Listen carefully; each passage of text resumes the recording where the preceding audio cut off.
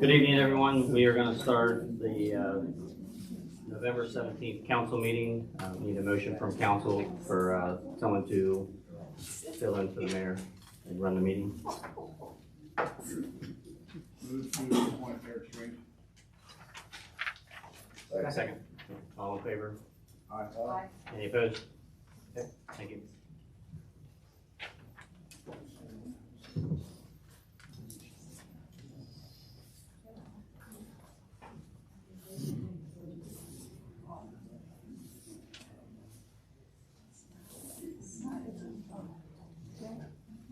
Are there any more chairs anywhere that we can bring in?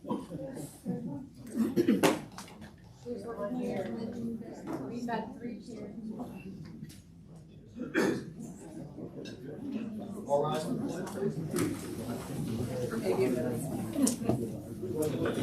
the flag of the United States of America, and to the republic for which it stands, one nation, under God, indivisible, with liberty and justice for all. Here's one. I know it's just one. We'll say you use it. There's chairs. You do the roll call. Mrs. McIntosh? Here. Mr. Pendrick? Here. Mr. Ellison? Here. Mr. Beazle? Here. Mr. Blau? Here. Mr. Strange? Here. Do I have a motion for the approval of the 10-20 regular minutes? Move to approve. Second. All in favor, say aye. Aye. Any opposed? And then we also need a motion for the 10-29 special meeting of council. Move to approve. All in favor, say aye. Aye. Aye. Any opposed? We are down to visitors and communications. We have the Philip Wagner badge pin. So thank you, council and staff. So tonight, I want to present one of our brand new recruit that we've just hired. So I'll have him stand up and come up front here. This is Philip Wagner right here. He comes to the fire department by way of Newport Fire Department, where he's been for the past 9 years. A year before that, he was at Bowling Green Fire Department. He's a 10-year firefighter paramedic. Local guy, graduated from Newcastle. And he's a legacy as well. His father-in-law, or his father-in-law, retired from here. He was my captain when he retired. So this is Phil Wagner right here, and I believe he's got his wife who's going to give him his badge right here. It'll be badge number 12. He'll be assigned to shift 3 under Captain Kaufman, who's back here with his crew back here as well. And his first day on shift is going to be this Wednesday. So come on up, guys.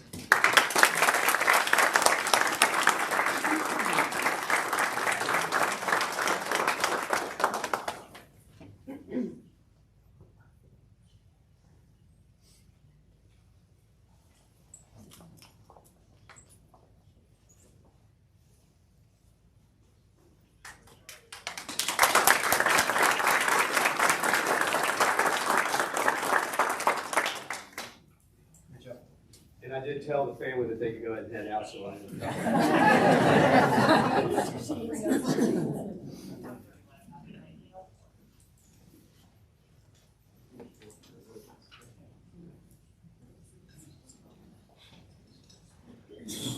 And next up, we have an update from the Fort Thomas Food Association.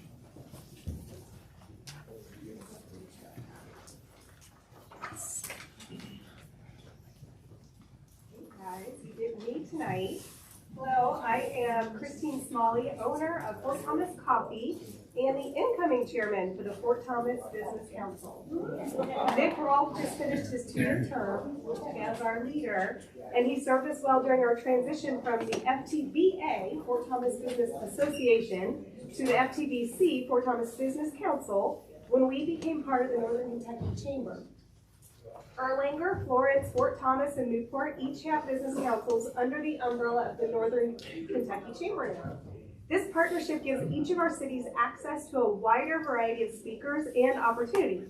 This year, for example, it's doing its own thing. This year, for example, we received in-depth Google and AI training from experts in those fields. Our local businesses got to ask direct Google questions about their business pages, and some business owners got ongoing issues resolved on the spot. It was truly fantastic. Google was an important topic for us as we were actively working with the City of Fort Thomas to link all Google pages, business pages, to the Fort Thomas app. This was so that if someone was at Tower Park or at a school event and they wanted to know where to find food in town or their bank, for example, the app would direct them to the one page that would give them everything they needed: a phone number, menu, online order link, website, reviews, directions, and more. Our new city maps include a QR code to our Fort Thomas app, so we wanted to encourage our businesses to have their Google pages polished and ready to go in time for their release, and these experts certainly helped us do that. For those curious in membership for the Fort Thomas Business Council, you do not have to be a member of the Chamber to be a member of FTBC. You can be a standalone FTBC member for $100 annual dues, but if you're a Chamber member already, your $400, 10 plus and on Chamber dues already include FTBC. You just check the box and say, I want to be part of that too. Joining the Chamber has been a game changer for our organization. We essentially have an administrative assistant who coordinates email communication, guest speakers, lunch for our luncheons, payments, and each meeting's run a show complete with a script, agenda, signage, name tags, all per our local steering committee's guidance. Beth of the Chamber meets with us monthly to learn what matters to us most here in Fort Thomas and helps us find the people that can speak to that on our behalf. It's pretty cool. Our steering committee is made up of liaisons from each of our Fort Thomas business districts here in town. These liaisons have been walking their districts this month, visiting with business owners to share what we've been up to in these past couple of years, including our local service projects at the YMCA and the VA hospital, our learning topics, our achievements, and we've been inviting non-members to attend our upcoming holiday social on Thursday, December 11th to get to know us a little more. I do admit that Leticia Mesmer and I, we are a bit of fair weather fans, so there's about 3/4 of our list that we still need to complete. So if business owners, if you're hearing me now, we are having a party in the Cultural Arts District this year. We like to get around to all the districts. A couple years ago, we went to Always in Play in the Fort Thomas Plaza. We went to the Post in the Midway last year. This year, we're going to be here in the Cultural Arts District. We're going to start at Fort Thomas Coffee with a drink and then head over to Kamal for food, fun, and shenanigans. There's always games and prizes. We do pay our own way at these events, but the Business Council will supply some fun prizes. Thursday, December 11th at 4:30, open to any business owner in town. And one final thing, I did see that y'all are discussing Grow Grants tonight, so I thought it'd be important in speaking on behalf of the businesses of Fort Thomas Business Council to say thank you. Thank you so much for the opportunity the Grow Grants have provided our businesses. I recently noticed how beautiful Highland Plaza looks. It's clean, it's white, it's polished, it's striking. I know Monica's got a new awning outside, which made it beautiful, but also solved a problem for her business with too much sunlight coming in. The Blue Marble became ADA accessible, and I believe they repaired flooring. Gross Insurance had their front windows replaced. The Village Players got a new door. BF Realty had tuck pointing done. These are the things we notice as business owners, that we notice they need our attention. We want to update them. We know it's important. But then again, the HVAC needs repair, or a freezer went out, or now insurance is requiring a $1,000 service that we don't really need, but it checks a box. And so while these exterior things are really important to us, they don't keep the day-to-day running, and they do get delayed. So I love how the Grow Grant supports us in keeping our spaces beautiful and functional for our community. It's not a handout. We know our businesses have to have skin in the game at 50% cost. They have to really want it. They have to be well prepared before the design review board, right? Any business owners that are here, and impeccably thorough for the Grow Grant Committee for their application to even be considered. I ask any business owner headed to the design review if they have their PowerPoint prepared, their numbers accurate, photos, colors, measurements, their contractor's contact info, and all the things that might possibly delay them another month if not provided. Try to help our board too, because we don't want to waste their volunteered time. We appreciate them and all who serve our city. In short, our businesses appreciate that you chose to use these funds given to the city by Verizon to make our city more beautiful and functional. It's actually quite smart. The city gets beautified without taxpayer money, without the legwork or the hiring of the contractors, but through partnering with business owners who care about and want the best for their spaces and the community they serve. So thank you for that. I also noticed that the cancellation of Merchants and Music Festival for 2026 is a topic of discussion. That affects our businesses too. So if it would serve you, I'm happy to get data from our business council members. We all have good processing systems that have reporting from day to day, how we did percentage-wise this year versus last year, this day versus the week prior, things like that. So if there's anything that I can do and ask of our business members that would support your discussion in the future of that, let me know and I will reach out to them. I think my time is probably up. You will be seeing me at meetings now and reporting on what the FTBC is up to in the years to come. Thank you all.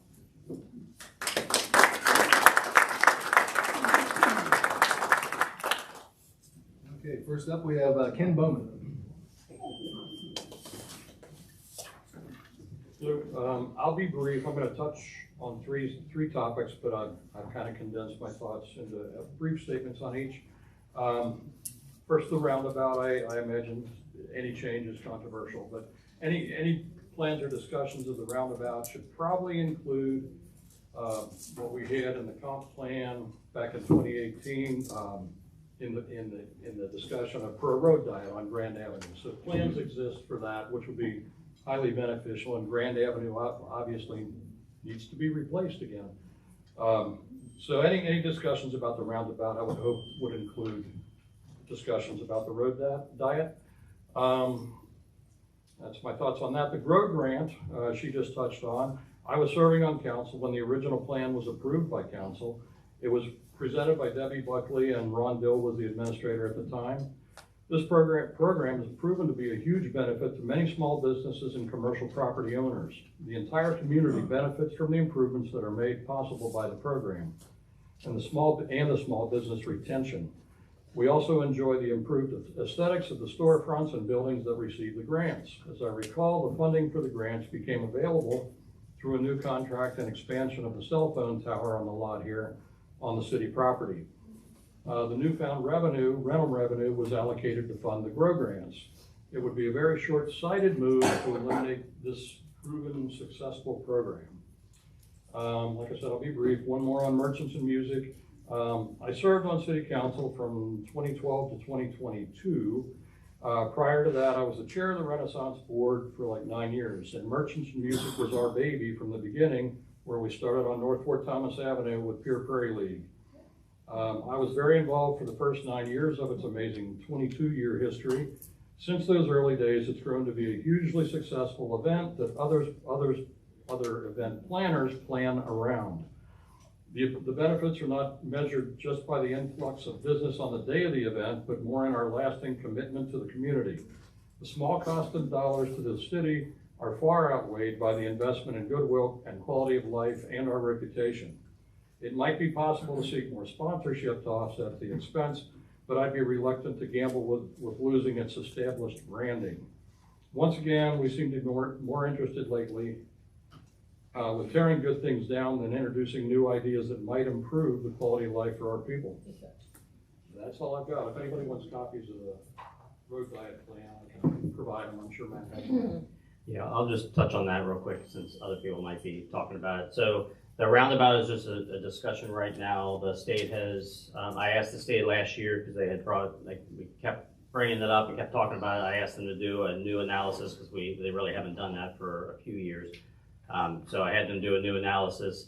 The analysis said that it would fit there and it would be appropriate. So now it actually is in the state budget to actually install it, which before we had talked about the city funding as well. Can I interject real quick? So when I saw this on here, I decided to dig into a little bit. So I wanted to make sure that, because I know it's a state road. So this was part of what I found, House Bill 266 from 2024. So it was in the 2024 budget. It's a state-sponsored project to enter into the road plan. But and it has $750,000 allotted for a study and design. And then, you know, I looked at this earlier today, $6 million something for construction in 2027 possibly. But none of this money has been released. It has to be released in 2025. So we've got 6 weeks to even know whether this may be studied. So another thing is when the state does study this, and I talked to somebody down at the state in engineering, they could say, you know what, roundabout won't fit. We're just gonna upgrade the intersection. So whether or not there's a roundabout, it's kind of a moot point right now. I really don't know why we're talking about it. So the reason we're talking about it is Bob Yeager, they've already done the analysis. That's what they did this last year to see if it would fit. And he said it would, and he needed to know from the city of Fort Thomas that we wanted to move forward. But the state engineers are the ones that have to do it. If there's no analysis, it doesn't have anything to do with it. It's whether or not the engineers design it. I'm just telling you what our meeting. Can we have that Bob information Yeager. then? What's that? The analysis. Yes. Like Yeah. what we're here talking about it, and we don't have any of this information. I don't know. Yeah, I forwarded you what Bob Yeager's email with the drawing, and that's what he said moving forward. That He needs to know. That drawing was from. It's a new drawing. It's a new drawing from that because they needed to factor in. The other drawing was probably 5-7 years ago. So I wanted them to take a, no, it was before me. So that was the old drawing, and it was from an engineer that's no longer with KYTC. So I had asked Bob, because they kept talking about it, and I'm like, we need to come to a, like, let's not talk about it. We need to either see if it works or not. So we, just to skip a lot of this, so the state approved this money to do this? Bob said it was in the budget for the full funding, not like in the future budget. It's been in there for, you know, it takes a few years, I guess, So to get that's through all of what, it. the engineers told me that all of these projects. Which engineers was it? What's a called a SHIP score? You know what the SHIP So score is? what engineer, was it It's- District it's 6? an acronym. It's an acronym for, Right. I'm aware. Bashir did. Yeah. So all these SHIP scores have a number, and that tells you where you are in all the state's projects. And the bigger the number, the less likely, you know, a lot of these projects, just like this one, are in there for 40 years and never happened. So this project SHIP score is so high up, I don't know why we're talking about it. What is our objective of talking about it? Let me ask you that. Because we don't. Because Bob Yeager, who is the executive director of District 6, asked us if we want to move forward or But not. it's not our decision to move forward on it, it's a state road. Because he said they have the funding, but they don't. I told him I don't want him moving forward unless council was good with it, because it's a change for the city. I think all this came from, back, I think 5 or 6, 7 years ago, I think Mayor Hall said this came out of the comp plan. I remember it, and I'm actually a fan of roundabouts, and I was kind of hoping, given this certain amount of time, that people may, over time, get used to roundabouts and maybe have a more of appreciation for them. Appears that might not be the case. I'm not quite sure, but I get this odd feeling somewhere, this gut feeling that might not be the case. But, we had very little information on it, and I think this is just a beginning discussion. I think Ken earlier asked, this was part of the road diet. The reason we're discussing this is because of the road diet. Right, and that was the next part of it. So I'm sure Matt will explain this, but the road diet has been approved, and what we were waiting on was that new water line or sewage line to go in across, right? Yeah, so that, all that work that was done there, we wanted to wait till they're finished, just like we did on Waterworks, to redo that, even though it needed it because we knew they were gonna come and tear it up, right? I mean, that should not be even a little bit controversial. The road diet, everybody on Grand Avenue would welcome. Yeah, no, it's not controversial, I don't think. But I think that coming along with that road diet, the intersection is starting to become a topic of conversation. How do we want to handle that as far as setting people forth into the diet, which I think is 3 lanes, a turn lane, and 2 bike lanes, right? Which I'm very excited about, right? Is that correct? Yeah, it's the lanes are two- gonna be 12 feet wide. It's 2 lanes, a turn lane in the center, and then 2 7 or 10 foot bike lanes, dedicated bike lanes on the edge. Yeah, and then once that's done, we'll redo another study to check the speed limit and how it affects it, because of all the studies I've seen, that the road diets, the road that takes the speed and not the speed limit sign, unfortunately. We did a study a long time ago back in the Woodville district, 25 to 20, did another study a year later, and I was so excited about this study, like, hey, let's do this study because the damage a vehicle causes to a human being between 20 and 25 miles an hour is more significant than any other part. And the study was done a year apart, and it was like zero difference, 1 mile an hour difference. So I think it's important to remember that there's still gonna be 35 miles an hour until they do a study to make sure they can extend. Is that correct? Am I Yeah, right about so that? the road diet is, they're not gonna be, most likely not gonna be paving Grand Avenue before the winter, just because of how long it's taken and the asphalt plants and the weather that's coming up here soon.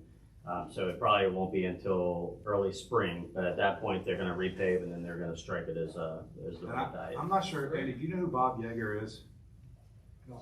So maybe that would help him understand when you keep saying Bob Yeager. Yeah, Who's Bob Yeager. Yeah, he's been talking to the state, might not understand who he is. Yeah, So- he's the District 6 senior director, project engineer. Not project engineer, here's, But it doesn't change the fact that. I can get clarification from Bob, because I'm just telling you what he knew, We do what know, he told me. just as a matter of fact, the state has not approved any money for this project. Is that correct? Bob said that it was in the budget, But what I'm so saying that's all, is, I haven't it has verified not what Bob been- said. There's zero state money that has been approved for this project. Is that They correct? might be waiting for a suggestion from the head of the district, from Bob, before they start appropriating. Before They might want to hear from him. I guess. So that wasn't the conversation that Bob and the state has approved it. They wanted to know what the appetite for council and the city was regarding this. Yeah, they just wanted an answer from us, and I didn't think that was appropriate for me to say, yeah, go ahead. I thought it'd be No, best to have absolutely. council I'm looking and forward to it. citizens to talk about it, to see if it's something that we want to do, because it is impactful, obviously, in that area. Not only to, residents, pedestrians, but to the businesses that are right there.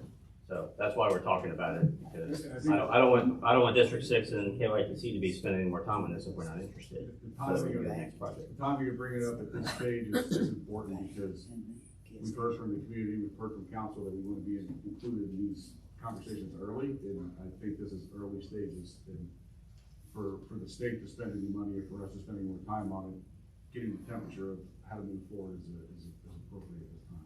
Well, you're exactly right, and I mentioned this last week in the finance committee meeting, and it's in agreement with what's been said already, but we're literally, this is our job, like, we're doing our due diligence. We have these opportunities, whether it's this particular roundabout, there's been things in the past that come up. That doesn't mean, just to be clear, that council is pushing for these changes. It means that we have to evaluate the opportunity. I think it's smart to be proactive.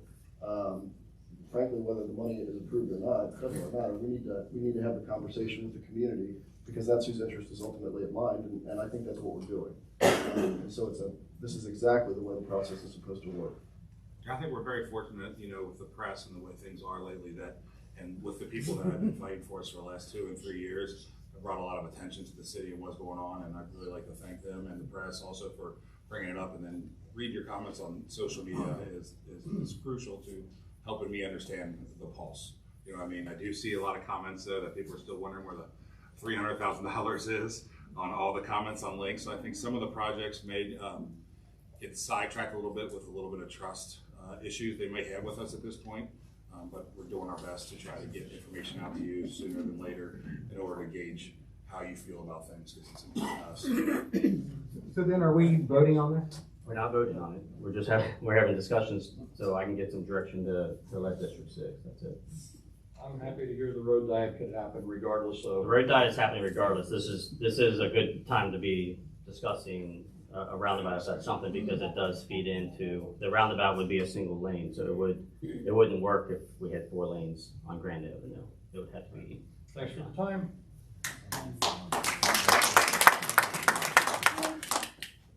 Next up, we have Charles Hoffman.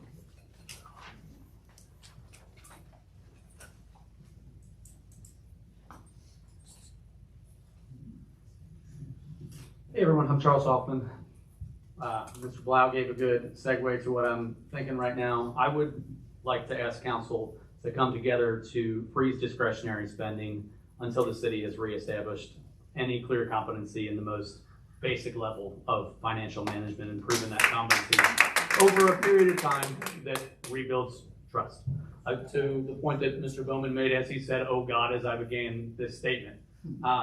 Like discretionary spending is valuable. We should be pushing for it, and community members should talk about it. Totally agree with you. But we shouldn't give blind trust to an organization that doesn't deserve it and then hasn't reestablished it when it has clearly defaulted on the trust that was previously established. So we all know the situation that we've been in over the past few years, and I don't need to go into that, but there are clear reasons that we need to tighten up discretionary spending and rebuild that trust. I'm not saying that needs to be a long period of time, but there's a framework in my mind for the things that need to be true prior to resuming discussions on non-essential spend that isn't in a previous budget. First is the price of, if not the full results of a forensic audit. We don't necessarily, I don't know how long it'll take, but we need to know the price and how much it's being contracted at. And then the settlement of a firefighter dispute that came out just a few days ago. These are two decent sized budgetary items that affect our current budget and have the potential to affect our future budgets if we're giving raises. That I'm not arguing against the expenditure. I'm saying that our budget is not accurate right now. And then the third is that we need to have our finance director in place for a period of time that allows you to give advice to this council. That's not a reflection of you in any way. It would be unfair to expect you to be able to give this council proper advice after 7 days. And all of that should result in a new budget that is clear on what is available for discretionary spending and the current debt position of this city. It's been clear that in previous discussions on discretionary spending, council members weren't aware of the accurate figure for our cash reserves and that we went into a debt situation because they thought we had a much higher cash reserve value. Things like that need to not happen. In my mind, those four things need to happen to prove that the city can execute business as usual at the most basic level before we branch into anything else. During that period, we should only discuss spending that is 100% necessary to keep the city running and to maintain the budget that we previously approved.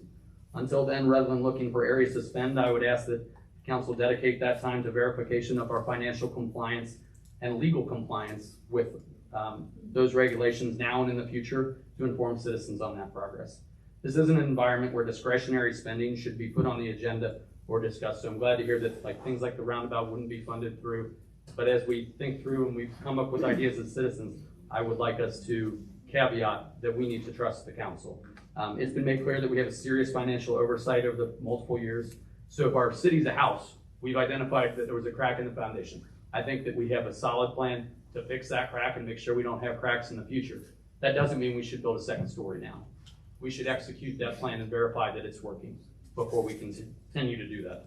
So I would just ask you as council to verify that we are in compliance with those, set up a list of things that you want to be true prior to pursuing any more discretionary spending. And I would encourage citizens to make sure that we are doing that and that we are reestablishing trust and that those that are spending without that trust being reestablished are not on your vote for next November. Thank you. I can follow that up real quick. I think that was amazing. Unbelievable. I thought it was absolutely perfectly said. And I think the reason that I brought up the Merchant Music, but that wasn't necessarily to cancel it, was to reevaluate it, to see where we are, to see how much money we have. It's $165,000 of budgeted money, right?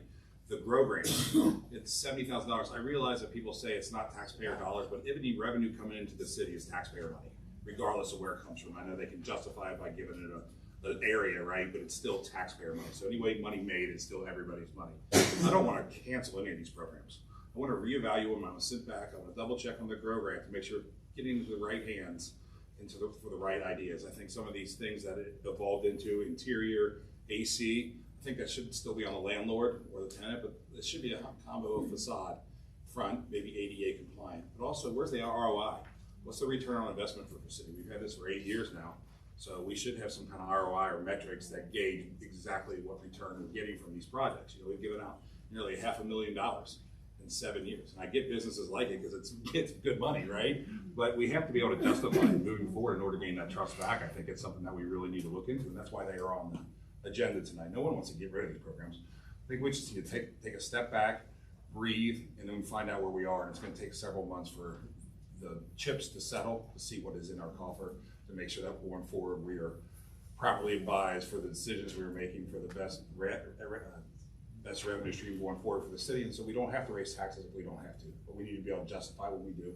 If people want these things, they need to understand that, you know, so thank you for what you said, so I think it was perfect. Thanks.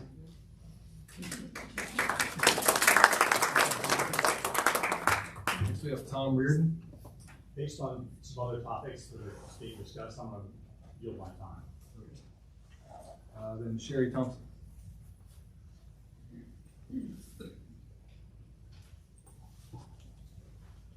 Good evening, how are you? I was not planning on speaking tonight, but as I was out decorating the tree full of glitter, I just was thinking about our city and how blessed and lucky we are to live where we live. We had some college friends come in September, and they were amazed at our city.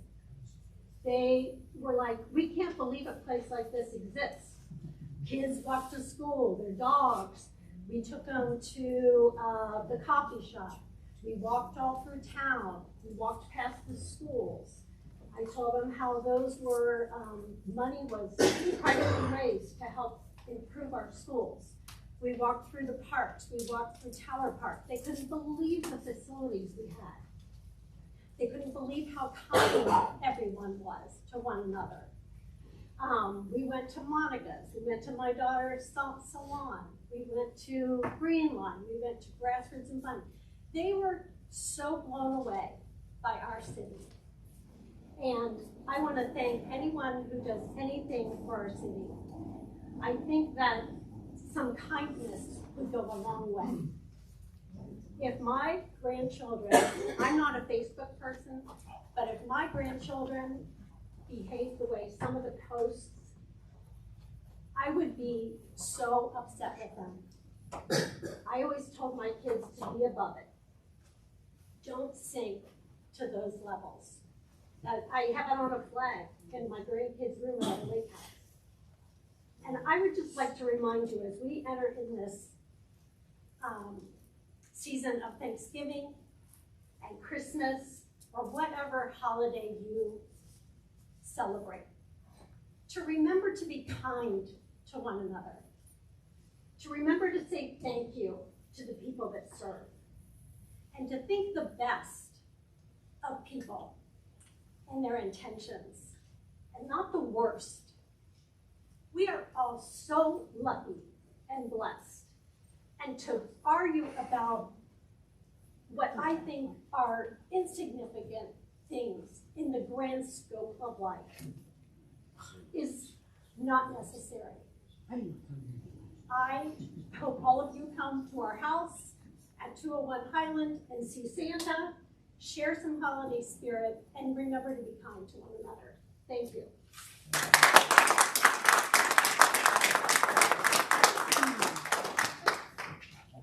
Paul Carroll.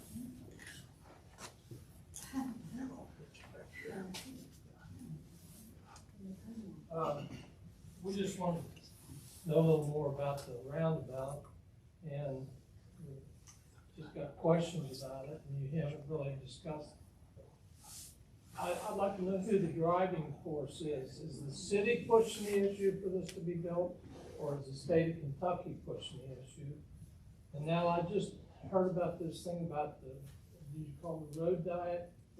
Is that, you're gonna take Grand Avenue and make it single lane and then put bike lanes in? Is that what my 3 understanding lanes, is? 2 lanes, and then a turn lane in the middle. So one lane each direction with a turn lane in the middle, and on the side, there'll be dedicated bike lanes, yes. Well, I don't know whether that's good or bad, but the turnabout is gonna be a real, I don't think it's gonna fit to begin with. It's gonna be hard for truck traffic in a small space like that. I don't think it's necessary. Is there any accident data that, is this a thing because of traffic? Or is this a thing that they want to put in for aesthetics to make the city look better? I don't understand the reasoning behind it. You asked where it came from.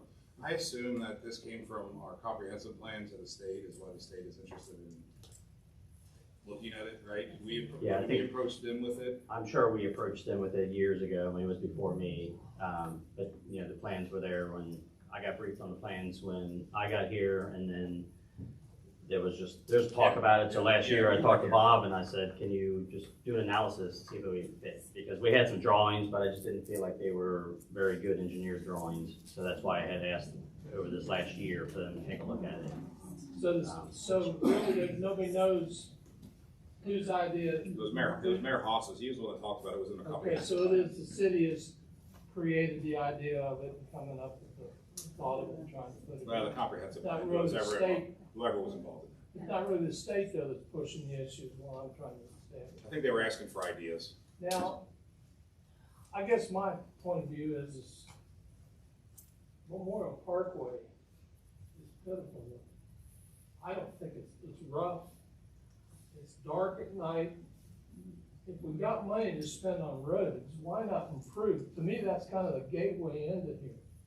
There's more traffic, I believe, coming up Memorial. I tried to look up traffic counts today, but I couldn't figure out the state news site. I was having trouble today too. I was I think you're absolutely correct as far as safety. They're both state roads, by the way. Right. So none of this is our decision, but if we're gonna push for something, and they're gonna spend some money here, why not put lights on Memorial Parkway? That's what I'm trying to come up with. I get it that you guys want to make things look nicer.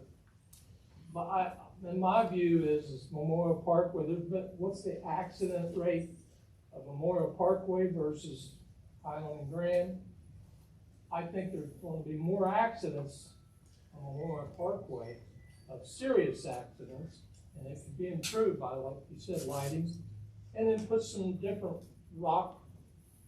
decorative stuff up along, and then the big curve down there, now that you own property, maybe something could be done where you gain that property from Carlisle, maybe you could somehow straighten that curve out or something. If the state's gonna throw money at you, see if they can throw it at that, and then just decorate Highland and Grand a little bit nicer with some stone walls or something on the corners and leave it alone. I don't think it needs a turnabout.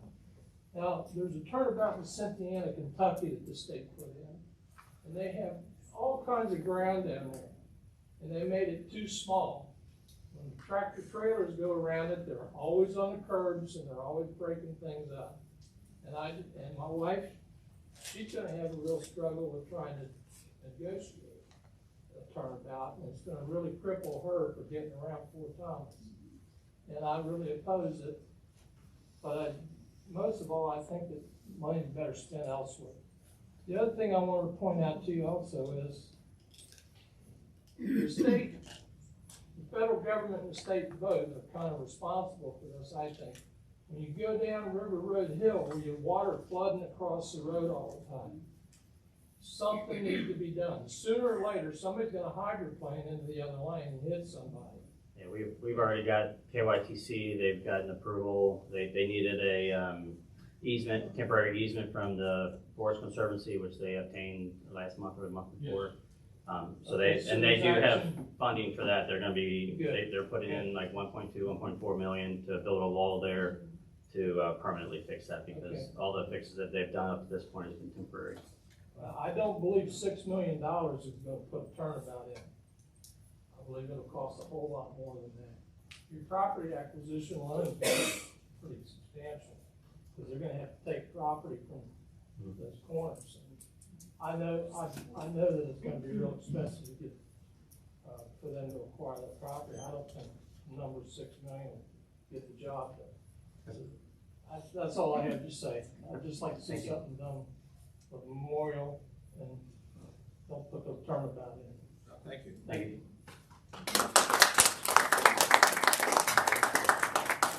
Next up, we have Andy Brown.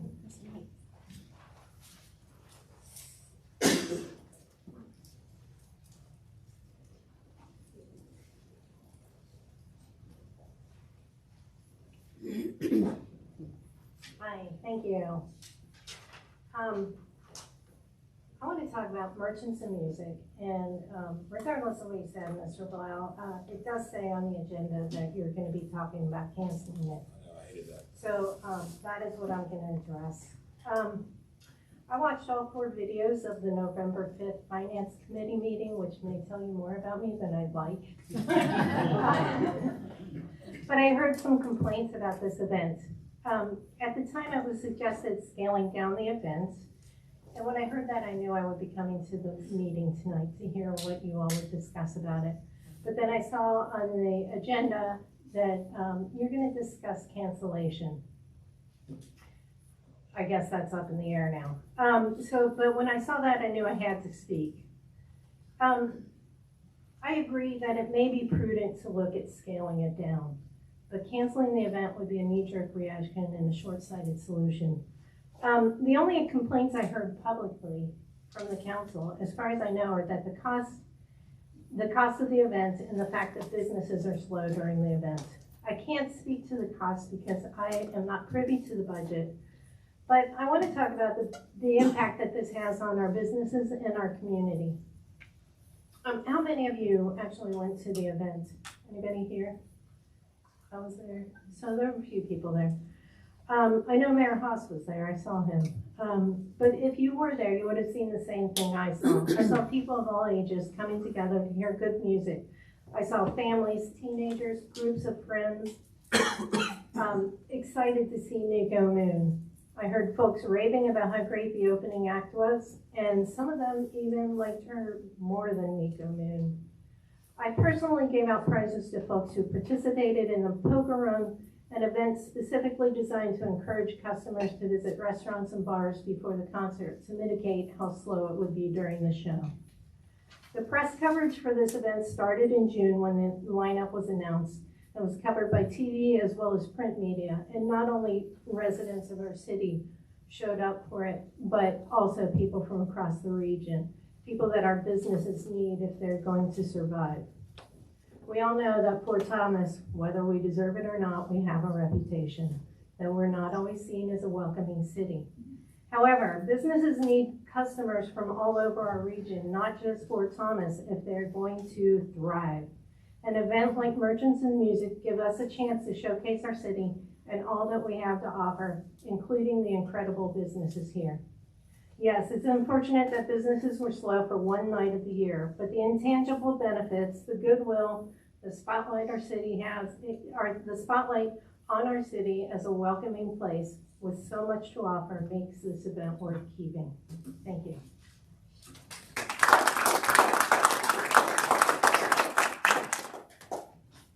Next up, we have Amy, excuse my pronunciation, Waldvogel.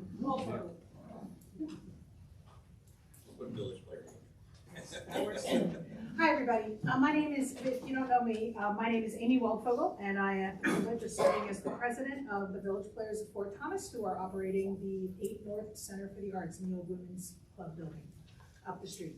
And so I come here a month to let you know what we've been up to and what's coming next. So most recently, what we've been up to is a Charlie Harper art installation, which was wonderfully successful. I hope were any of you able to come see some of it? A few of you. The rest of you missed out, seriously. Beautiful paintings, folks had a chance to look at. Painting class happened. We had 2 different receptions with speakers. Approximately 600 people attended this event, which was fantastic. Anecdotally, we've heard a lot of reports back from nearby restaurants. We heard from people, they asked us where to go, where they told us, oh, I went to Kamal, oh, I just came from the Green Line. We would send them across the street to Fort Thomas Coffee for a lovely cocktail, for example, the Village Idiot, our signature cocktail that they serve there. But it was just a wonderful, wonderful event. We're very pleased. The next thing that we have on our agenda is our Christmas show, our holiday show. It is called Double Wide Texas Christmas. It is silly, funny, tons of fun. It will be happening from December 5th to the 14th. We're actually adding 1 extra show, so we'll have 7 shows, Friday, Saturday, Sunday, and then Thursday, Friday, Saturday, Sunday, the second weekend. So we invite everyone to come to that. You can buy tickets on our website. We will be participating in the Christmas walk, even though it happens during our show. What we will be doing is we will have a craft show in our gallery. So as you are walking the Christmas walk, just stop on in and visit with the vendors that we will have at that craft show. We'd love to have you there.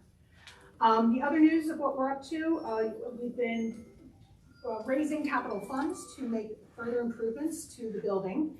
And we're working with Hub and Weber Architects and Ashley Construction, and I've been working with some HVAC contractors. So we are hopefully going to be getting those giant air conditioning things out of that middle space very soon. I'm getting super excited and a little freaked out as I look at timelines that potentially start the actual construction as soon as February. So we're very excited to have the entire building be comfortable year-round. So that is something we have to look forward to.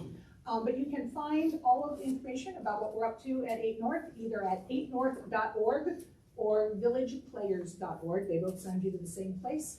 And my name is Amy. If anyone would like to ask me any questions, you can reach me at president@villageplayers.org. Thank you so much for your time.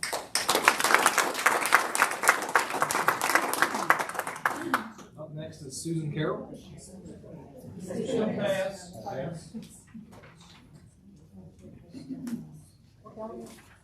Sharon McKnight. Tiffany wants to go first. She's right behind me, so go ahead. She is. Tiffany?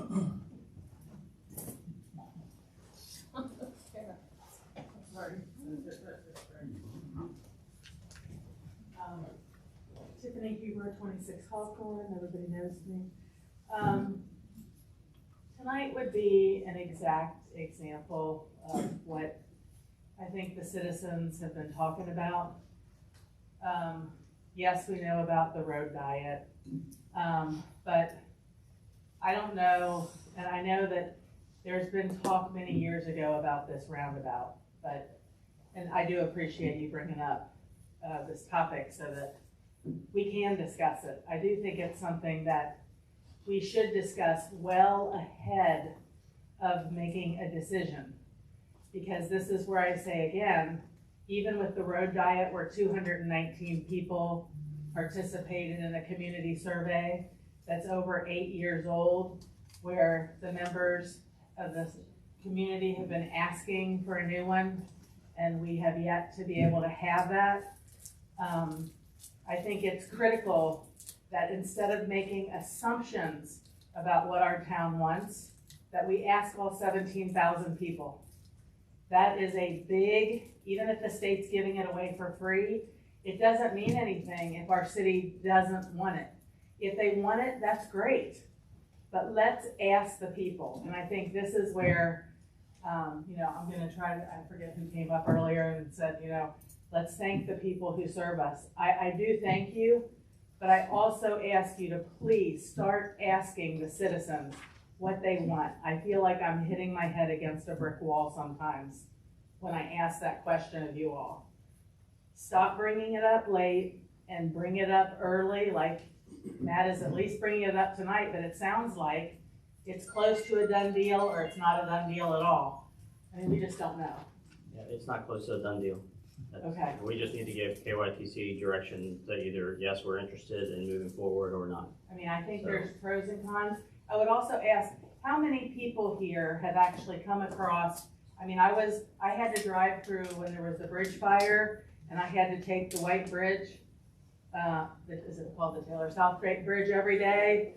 I can tell you, even when I do have to, even when I'm not going, when the bridge, has the fire issue, it is not that much fun using that roundabout on an everyday basis. It's scary, and I can pretty much whip through it pretty quickly. It's still scary.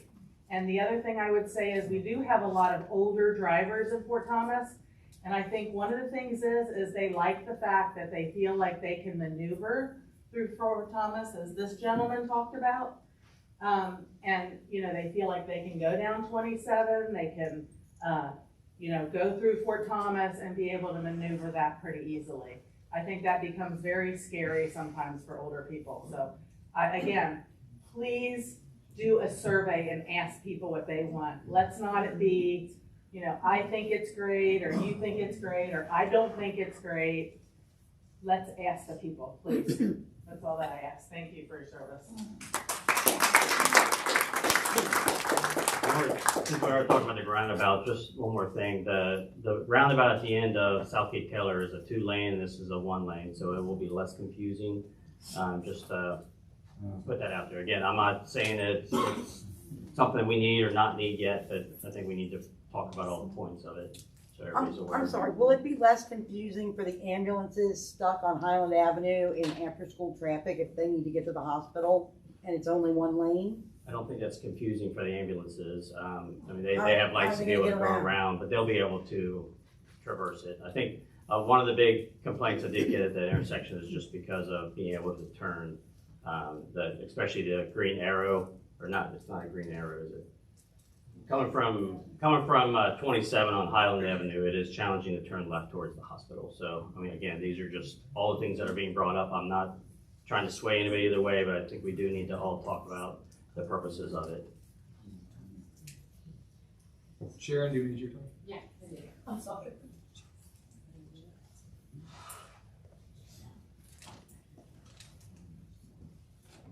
Good evening, Sharon McKnight, 62 Miller Lane. First of all, thank you all again for allowing public comment during the discussion of the 2024 audit during the Finance Committee meeting. And I hope that continues going forward, as well as holding the meetings hopefully at a better time, at a more convenient time where most of the community can attend sometime like after 6 p.m. I also want to thank you, Matt, for posting a council meeting agenda on Thursday. The extra time helps tremendously. Also, I feel it would be helpful if more than one person was trained to upload meetings to YouTube. Right now, it's only Dennis, the IT staff member, that can do it. Then, but when he's not around, then the videos are delayed and residents lose access to important information. And it also seems like it would be a security concern when only one person controls the upload process. So if you need me to come up and help Matt, I've already offered that. Thank you. Okay, so what I'm going to talk about was during what you guys talked about during the last Finance Committee meeting. You discussed requests for a proposal for private forensic audits. You said Matt, city administrator, collects bids, interview firms, and posts information on the website. Here's my concern, okay? And I'm not blaming anyone, especially the city staff who are doing a great job assisting with fixes like questioning checks and daily reviews, as Linda noted.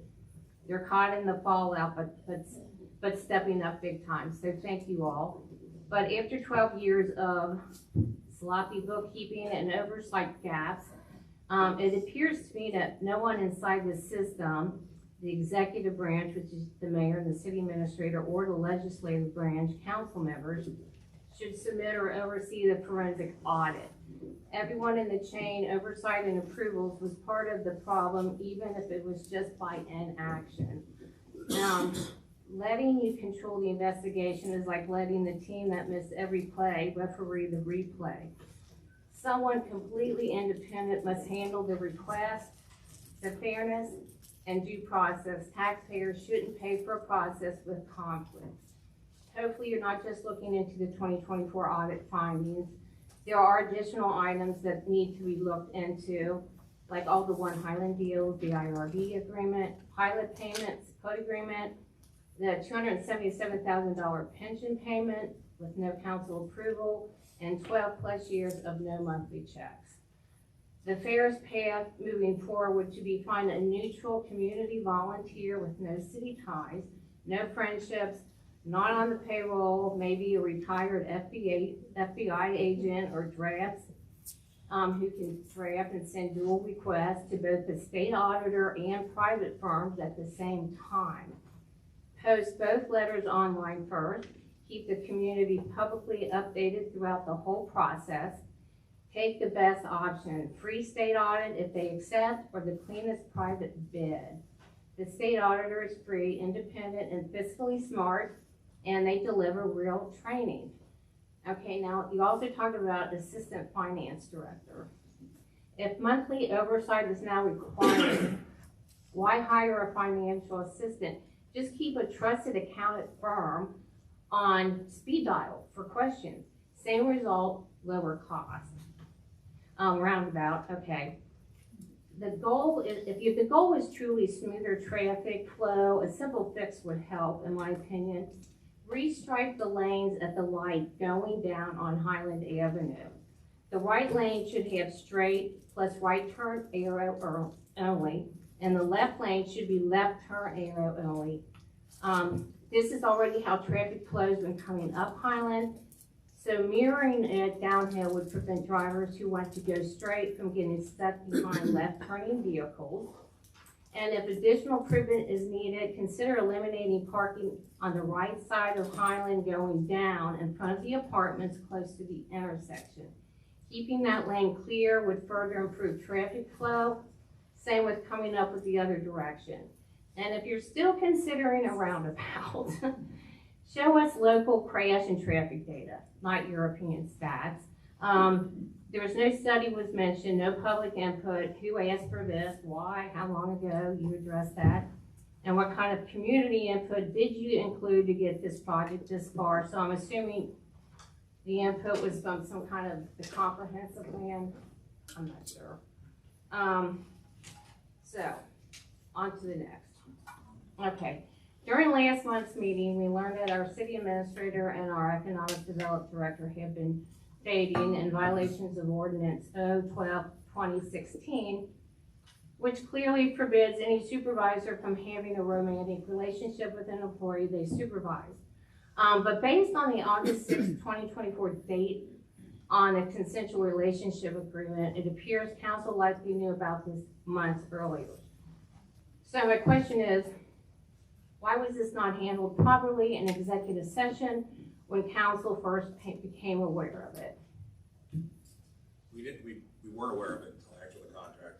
We went to executive session twice, but nothing came out of it. Okay, so. What it comes down to is it's not council's job. And it's not we don't have the power. This is all the mayor. But you're the lawmaker. No, we It's do an not have ordinance. any power over employees. All personnel decisions are province of the mayor, and that's, the mayor discussed the matter, came up with an agreement that he was comfortable with, and that's where we're at. Okay, that doesn't make any sense. You guys are the lawmakers. I mean, this is an ordinance that wasn't being followed. I mean, you guys have committees that do the law. I mean, either you change the law or you follow it. What am I missing here? What did I miss here? You're not following the law. Well, There's I nothing know. we- I mean, but nothing you we guys can- should. It's not how it works, unfortunately. Well, it should work that way. This is just unbelievable. I mean, the The only way time we ever have a chance to change it is a budget. When the budget comes, we can erase a line item, and that's the one opportunity we get. Okay, so this blows my mind, okay, so you have a contract, okay, I also want to know, so you said it was the mayor whose idea was a consensual relationship contract, is that what you're saying, Tim? He was part of that discussion, and ultimately, that was an agreement he was in agreement with. Did any of the council members know this at this time, or? I think No. it came to them later. It would be a violation of the separation of powers to have them making personnel decisions, and that's what. Well, not necessarily. The policy manual was via ordinance, so that is law. And the mayor should, by law, follow it. You guys even tried to change the organizational chart via executive order, which is, once again, against law. You've even admitted that does not trump what was in there, and we weren't gonna change the organizational chart. So I've exhausted all energy and all. So there's actually two organizational This is charts exhausting. right now. One effective one, but there's one in the ordinance. Correct. And then there's one as an executive order. Correct. So we have two organizations. The second one's Yes. null and void. Executive order can't trump an ordinance. The ordinance was prior to the executive order. Okay, It's just not. a contract like that does not override a city ordinance anyways, why did you even do it? I don't even understand that. Because what he was talking about is not a direct supervision. He created What? Well, I'm trying to explain it. Okay. Let me finish. What he was trying to do was create a situation wherein Matt was not the immediate supervisor over Chandler. I mean, that's what we're getting down to, and that's what he did, and that's what he did in that agreement, and that's where we're at right now. Now, we're gonna move forward from here. Okay, well, Tim, I'm still allowed to talk here. Okay, let me just finish up here. So, okay, so I just don't understand it. Matt deserves due process. You know, he's a person, he's a personnel, he works for the city. So to me, this should all just been handled in executive session. It shouldn't have come out like it did last month. I mean, it just felt like kind Chair, of. it was handled in executive session, and we decided not to make any, there's no action taken. So you didn't ask all the other fellow employees or anything if they were okay with this? Well, the next step We is did, to out of that, HR we for- did talk about having HR department, but that never happened, correct? Yeah, and And Tim was supposed to, that's on the table for now. and, well, Tim was supposed to email them all to be the HR department. That didn't go through, so they just kicked the can down the road. I mean, there's nothing more to say about it. It's Okay, I appreciate the city is now discussing, hiring a proper HR professional, but where do we go when the city breaks the laws and expects its residents to follow? And I'm just gonna give you some examples, okay? Here are just 5 documented examples, okay? Because this situation did not happen in a vacuum. It's been part of a larger pattern of the city not following its own ordinances or Kentucky law. First, in 2019, the city approved the One Highland Bond deal and demolished 4 historic buildings without issuing the certificate of appropriateness required under ordinance section 36.015. At the same time, Mayor Haas held an $825,000 personal financial interest in the project and cast a tie-breaking vote to approve it. This raises serious concerns under the city's Code of Ethics, Chapter 39, including Section 39.15 and Section 39.16, and under KRS 61.252, Kentucky's Conflict of Interest Statute. Second, in 2021, the mayor reappointed a planning commissioner by executive order, even though appointments must follow Section 36.014, where city council must approve, just like KRS 100.133 requires. This was not made public until February 2023. Third, Sheriff, can you Yes. wrap up in just a minute? You're at Well, let's not forget, minutes right now. let's not forget that person that they I'm appointed on had the a list, financial I'll go off, interest in- give her my she's time. gonna get consuming her Hey, time. Sharon, real quick, let's not forget the person that they appointed via the executive order had financial interest in 3 or 4 of the buildings. Yeah, well, That there's was part of the many, One but Island who was on planning and zoning. But I only have so much time. I'm giving you 5, okay? So, yeah, yeah. Mary Beth gave me her time. Thank you, Mary Beth. You are quite welcome. So, Yeah. okay, so the mayor reappointed planning commissioner by executive order, even though appointments must follow that. Okay. Third, okay, this is one of my favorites. Third, in 2023, the mayor missed the legal deadlines to appoint members to 4 city boards. Not 1, not 2, not 3, but 4. Because these appointments were late, authority shifted away from the legislative body, you guys, okay? The council, and into the hands of the mayor-appointed planning commission, contrary to chapter 36, including section 36.004, 36.040, and 36.042. When I asked why and how this happened during that meeting, the explanation was simply the city administration and mayor were too busy and it got away from them. Okay. 4, the city failed to complete the required 5-year review of the comprehensive plan by December 2023, violating KRS 100.197. Residents have repeatedly asked for this review and it still has not been completed. And 5th, in February 2025, the city administrator authorized a $277,000 pension-related payment without council approval. This appears to violate City Code Section 33.05 and KRS 91A.030, which requires major expenditures to be approved through the city's budget process. Okay? So, this is not about one mistake, okay? It reflects a pattern, ordinances ignored, state laws overlooked, and major decisions made without proper oversight or transparency. So why is this continuing year after year with no consequences and no corrective action? Wouldn't you agree that proper training in both local and state ordinances is urgently needed at this point? The repeated violations, intentional or not, shows that our city's leadership is not consistently following the laws and procedures required for lawful city governance. So, the Kentucky Department of Local Government, which I'm sure, Matt, you know this, is the state agency responsible for assisting and training cities on legal compliance, planning and zoning requirements under KRS Chapter 100, ethics laws under KRS 65.003 and 61.252, budgeting laws under KRS 91A.030, board and commission procedures, and general municipal governance. Now, the Kentucky League of Cities. Sharon, you're over 15 minutes. Oh, I'm sorry. I just strongly encourage everyone to get the proper training, okay? Our community deserves transparency, accountability, and a government that follows its own rules. Proper training would be an important step in the right direction.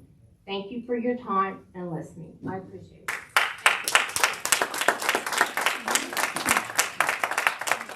Next up is Joan Ferris.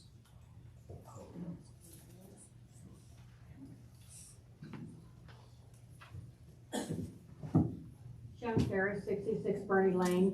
Starting on a positive note, I did find the agenda for tonight's meeting to be of great value. Listing topics under old business and new business makes the citizens aware of what might be coming up. So cheers for this improvement and thank you. Regarding the roundabout at Highland and Grand, Matt sent me a link to the article entitled Roundabouts, an informational guide that has been presented to local city managers. The lengthy report validated my concerns about pedestrians needing to cross that intersection. In the report, the word business or businesses was mentioned only 4 times. The word neighbor or neighborhood only 9 times in 277 pages. Please know and remember this. The word pedestrian was used 409 times. 409 in the exact same document.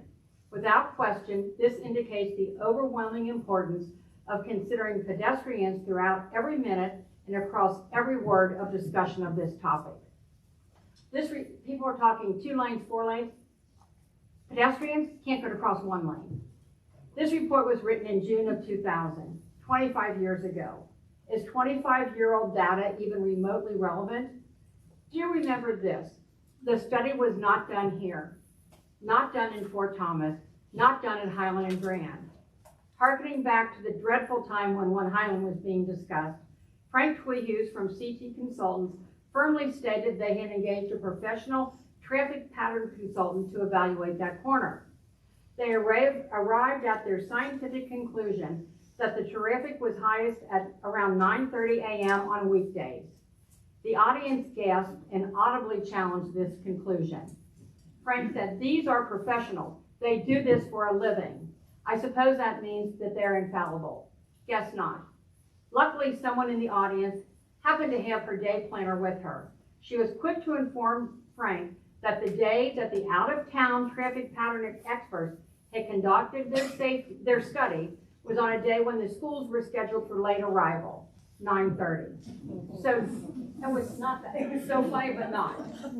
So yet again, not knowing Fort Thomas invalidated the findings of outside consultants. Not listed on this agenda tonight, but of grave interest, are the financials that the city promised to post on the city website every month. Today is November 17th, and the October numbers are still not available to the public. As of November 5th, at the November 5th Finance Committee meeting, Linda Chapman agreed that the accounts payable, the check register, is available as soon as the next month begins and can be posted that very day. Just the check register. Understandably, not the balance sheet, not the financial report for council, just the check register. It's been ready since November 1st. Why has it not been posted? I really hate to think that we are seeing another version of the movie we've seen over and over again. The movie where adjourning the meeting equates to no further action or discussion will take place. Issue closed. Finally, the money for the lights at Winkler Field. I believe the cost estimate is $250,000. Currently, 75% of everyone's tax bill goes to the schools. 75%. If your tax bill was $4,000, the school got $3,000. The city got $1,000. So I asked, why would we take money from the account that has $1,000 in it and drop it into an account that has $3,000 in it? I know the reflex is to repeat the mantra, good schools keep our home values high. Fair point. Could be. But will lights on the ball field raise SAT scores? ACT scores? Will we get more National Merit Scholars? Will the lights? We will. Sports absolutely do those things. Lights? Interesting. Sign up and report. Will the lights attract better teachers? No. Across the board, no. This $250,000 will not go anywhere near a classroom. It will do nothing to keep the reputation of our schools high. I ask that you at least be honest. We are being asked to fund another sports wish. Isn't that what booster clubs were created to do?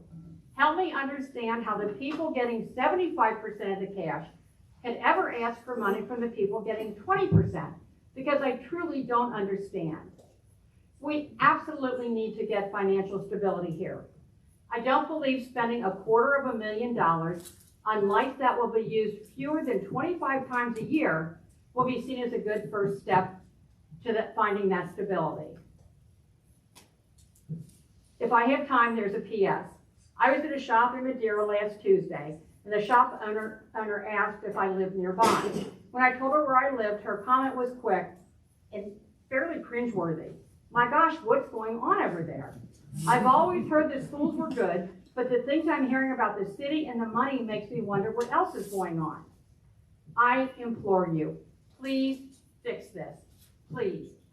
I and my family and my ancestors have a lot of years, time, money, and history invested in this town. And please don't shoot the messenger. Thank him or them or us. Without the facts being out there, we wouldn't be around to even hear the promises of we'll do better moving forward. The last thing we need our legacy to be is to become lyrics in a country song. I feel that's where we're headed. Thank you. Jen, just to be clear, the city is not going to be paying for the lights. The school will be paying for the lights. That wasn't what I heard at the last meeting. At the last meeting, I explained that the city would have to be the contractors to do it because the school doesn't own the property. But I understood. So we may be that. putting the money up front, but the school will be paying it as soon as it's complete. Okay, I thought that discussion was to be carried further. That we were putting the money up front. Right. But I didn't understand that contract had been. Then the contract would follow as soon as that happens. Their first year lease would cover that amount that we would put up front. And the only reason we're doing that is because we own the property. I definitely heard that, but I thought that was in discussion, not finalized. All of it's in discussion, yes. But if we're putting it out up front and that's not in discussion, then I'm not. I just want to make sure we're clear because it sounded like we were paying for the lights for the way you were saying it. Well, and we are until they decide to sign that contract. Okay. True? Is that true? Well, the other thing is that, the report that I sent you, I had a disclaimer that it was what KOITC sent me and that it was from Europe. So it's not a report that I was sending to you saying that I was justifying. That's the only information that I had. I just want to make sure, well, we emailed back and forth and I made it very clear that I don't think that was an appropriate resource to justify what they were saying. I think that we wouldn't sign the contract, or we wouldn't put the lights up unless we had the contract signed with the school regardless, so I don't. But we haven't yet. No, we haven't yet. Well, So shouldn't, we haven't wouldn't, spent the money. couldn't. Shouldn't and shouldn't is different than didn't. I will not vote to spend the money for the lights unless you have a contract with the school to get reimbursed. I also agree that if some of the stuff that you didn't see, which we'll talk about later, is the amount of playtime our junior varsity gets for that softball program. They only get 2 or 3 innings, right? So we're trying to, I think sports, not just sports, but the athletic, the theater program, the band is used. They all add value to our city, right? So I'm a huge believer in all those programs. Andy and I both sponsored the Playbill this year. But allowing the junior varsity to get 3 more innings and finish their games is going to make them better athletes, and it's working together as a teamwork, which, you know, is what we need. So I believe it all A comes quarter together. of a million, I'm just saying, a They are, quarter the of a school is gonna million. spend it. Pardon me? The school's gonna buy it. That's the promise. We had a lot of promises. $250,000 is worth discussing, is my point. And how many millions to the, I've had people who had kids go through all sports, through all the schools, multiple kids, multiple grandkids. And they said, have you seen what they did at Tower Park? It's an absolute absurd facility for what we need. But that's something you can take up with the Board of Education. I mean, that's not our Yeah. business, right? But we gave them to them. Okay. True. Well, we did sponsor it so that it would be allowed to be open for the public. You know what I mean? And we traded land, so it's a give and take relationship we have with the school If system. everything's good, God love you. I'm not sure. Sure that- like the value of my house. Huh? Here, here. Okay. Next is Paige Spiegel.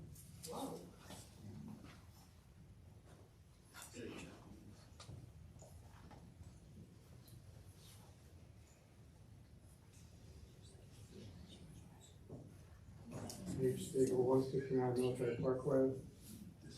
And I want to thank everybody for their comments. And I listened to them. I appreciate them, the good and bad. And I'm not here to be negative necessarily, but it's going to sound that way. And I'm not here to crucify anybody, but it may sound that way. I'm thinking in terms of the trust and integrity of the finance department here in Fort Thomas. We've had a lot of problems. And those problems have been revealed by the report the Chamber and Owen conducted. If I have the dates right in my head, that report, or that audit was initiated in January 2025. Is that right? Yes. Can't hear you. We can't hear you. The Chamber and Owen report, the audit for fiscal year ending 2024 was initiated in January 2025. And it was completed, I believe, August 25th, 2025. Does that sound right? About right. I don't know the exact date, but yeah, August, September. So the administrator or the finance director during that period of time, and up until relatively recently, was Joe Ewald. Joe Ewald is not mentioned in that report, but he is nonetheless implicated in that report. Would you agree with that? I don't know where, I don't know what you mean by he's implicated. Implicated, well, there was a lot of missteps, mismanagement, sloppiness, all these kinds of things that were recorded in that audit. And the person who was in charge during that period of time, up until just recently, was Joe Ewald. So when I say implicated, it would seem to me that he would be implicated in the findings that were made public in that report. Would that seem to be correct? Sure, yes. Okay. So, and then that report was presented and made public, if I got the date correct, that was September 30th to the finance department. That was the date. Joe Ewald got a new job with the city of Covington, and he started that job September 10th. So the question that I have is, how did Joe go about getting that job? How did he get that job? He's budget director for the city of Covington. And he's been implicated by inference in all these problems that the finance department has been having for quite some time. So I'm wondering, does anybody think that Joe was aware of this report before it came out? And that he might have been implicated in it, and he may not have shared that with the city of Covington when he was interviewing for that job? Is it possible? And then I would ask another question. Was anybody in this room aware of that report and the findings in that report before Joe got that job. And the question I would have for Linda, that audit started in January and was finished in August 2025, and that's an 8-month period. Were there any preliminary drafts that were presented to Matt Kramer? Were there any briefings that took place before that final date of August 25th? So that Matt or the administration or the council for that matter would have kind of a heads up as to what was going on there? We did get preliminary information, yes. Okay. You did, but you didn't present it to us until the 20th. Yeah, we did not. We would have liked, there's a couple of us, I think, I'm not very pleased with how long it took us to get some information. It would have been a nice little softer blow if we had gotten some of that earlier. We were privy to it, as you heard, on the 25th. On the 25th, so that was the date of the audit, the final date of the audit, but you kind of had some information about that, at least you did, Matt, but the council did not. Right. So I am wondering, and again, I'm not trying to crucify Joe, but nonetheless, he's implicated. And people are allowed to make mistakes. They definitely are. We all make mistakes. We're not perfect, but I think this goes beyond making mistakes. So, did anybody help Joe in getting this job in the city of Covington? I can't speak to that. I mean, you're asking about an employee that's not here or about a job at a different city, so I don't know what. Well, I'm thinking, regardless of whether there was any help that was given to him or letters of recommendation, that there may have been knowledge of what was going on and that was withheld. And I think that maybe Joe was hired under false pretenses. That's my concern. And the report was made public September 30th. Joe started his job September 10th.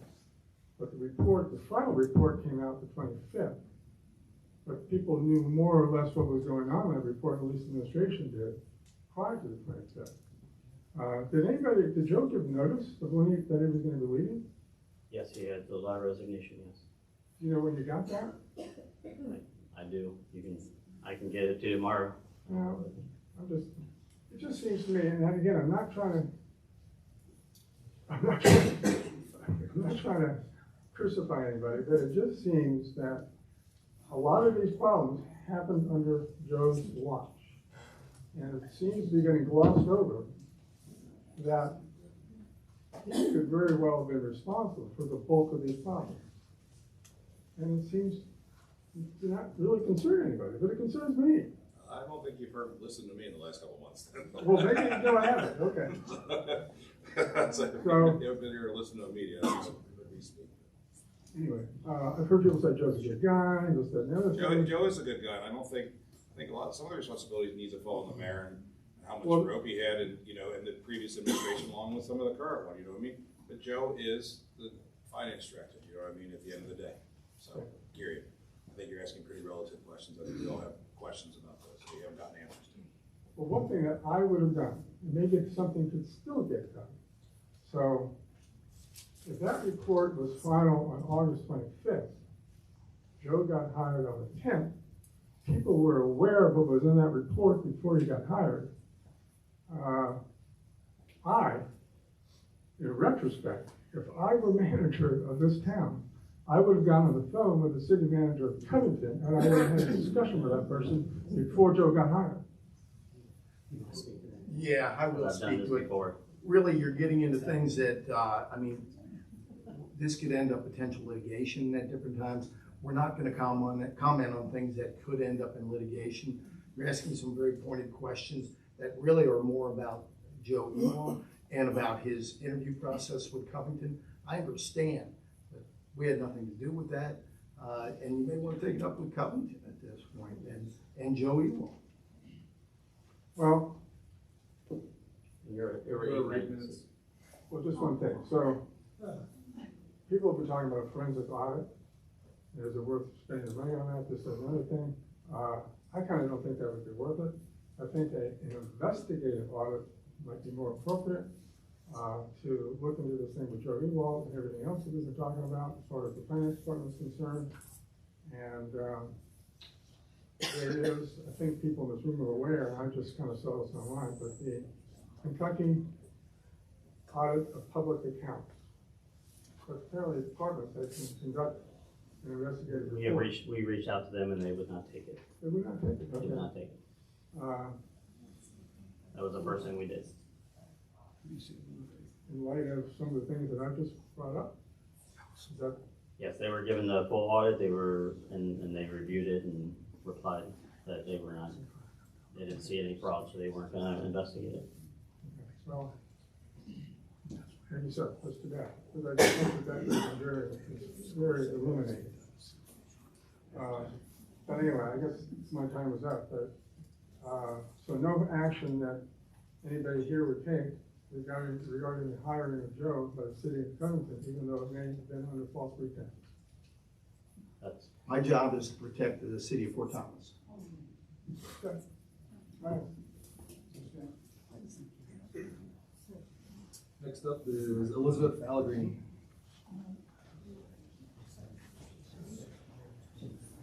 Elizabeth Allegrini, 45 Lockwood Place. Just a couple of quick questions here. How much did we spend for, I can't remember, the police cars when they got the take-home vehicles? Actually, at this point, we can't comment on that either. There's a grievance that's pending with the fire department that's I understand. related to that, Gotcha. and it would be inappropriate to comment. Thank you. Gotcha. So, if I'm understanding the conversation regarding the roundabouts, we do not have a current study done for the roundabouts for the city of Fort Thomas regarding the impacts of it. Is that a true statement? Impact study, I'm not sure what that would Well, mean, well, but I know what you're saying, I don't. The feasibility of it. The feasibility, that's what they completed this last year, to see if it would work and if it would fit, yes. But we're getting conflicting information as to whether the state's gonna, we're. I'll get clarification we're from low Bob down. Yeager, that's, Gotcha, I that's cool. don't know who Randy was talking to. Okay, that's cool. For the road diet, I know that's not the term we're supposed to use it, but I can't remember the new term. How far down past the intersection going north, past the intersection of Highland and Grand, is that? Does not go north, not to my I'm sorry, knowledge. I'm sorry, north to south. We're heading from South Fort It goes, Thomas. it goes from South Fort Thomas Avenue to Highland Avenue. It's gonna stop right there. Okay. I mean, there'll be a transition, of course. Right, well, yeah. But, yeah. Yeah, okay.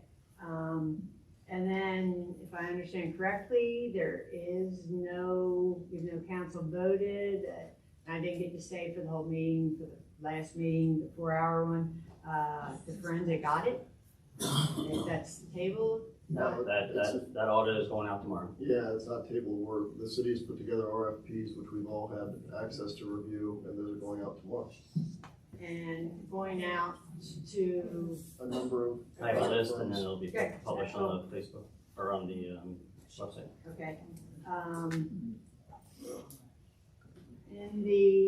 One of the finance meetings, I believe, Linda Chapman, you made a comment about there was gonna be, we know we're gonna be adjusting our budget, 25-26 budget.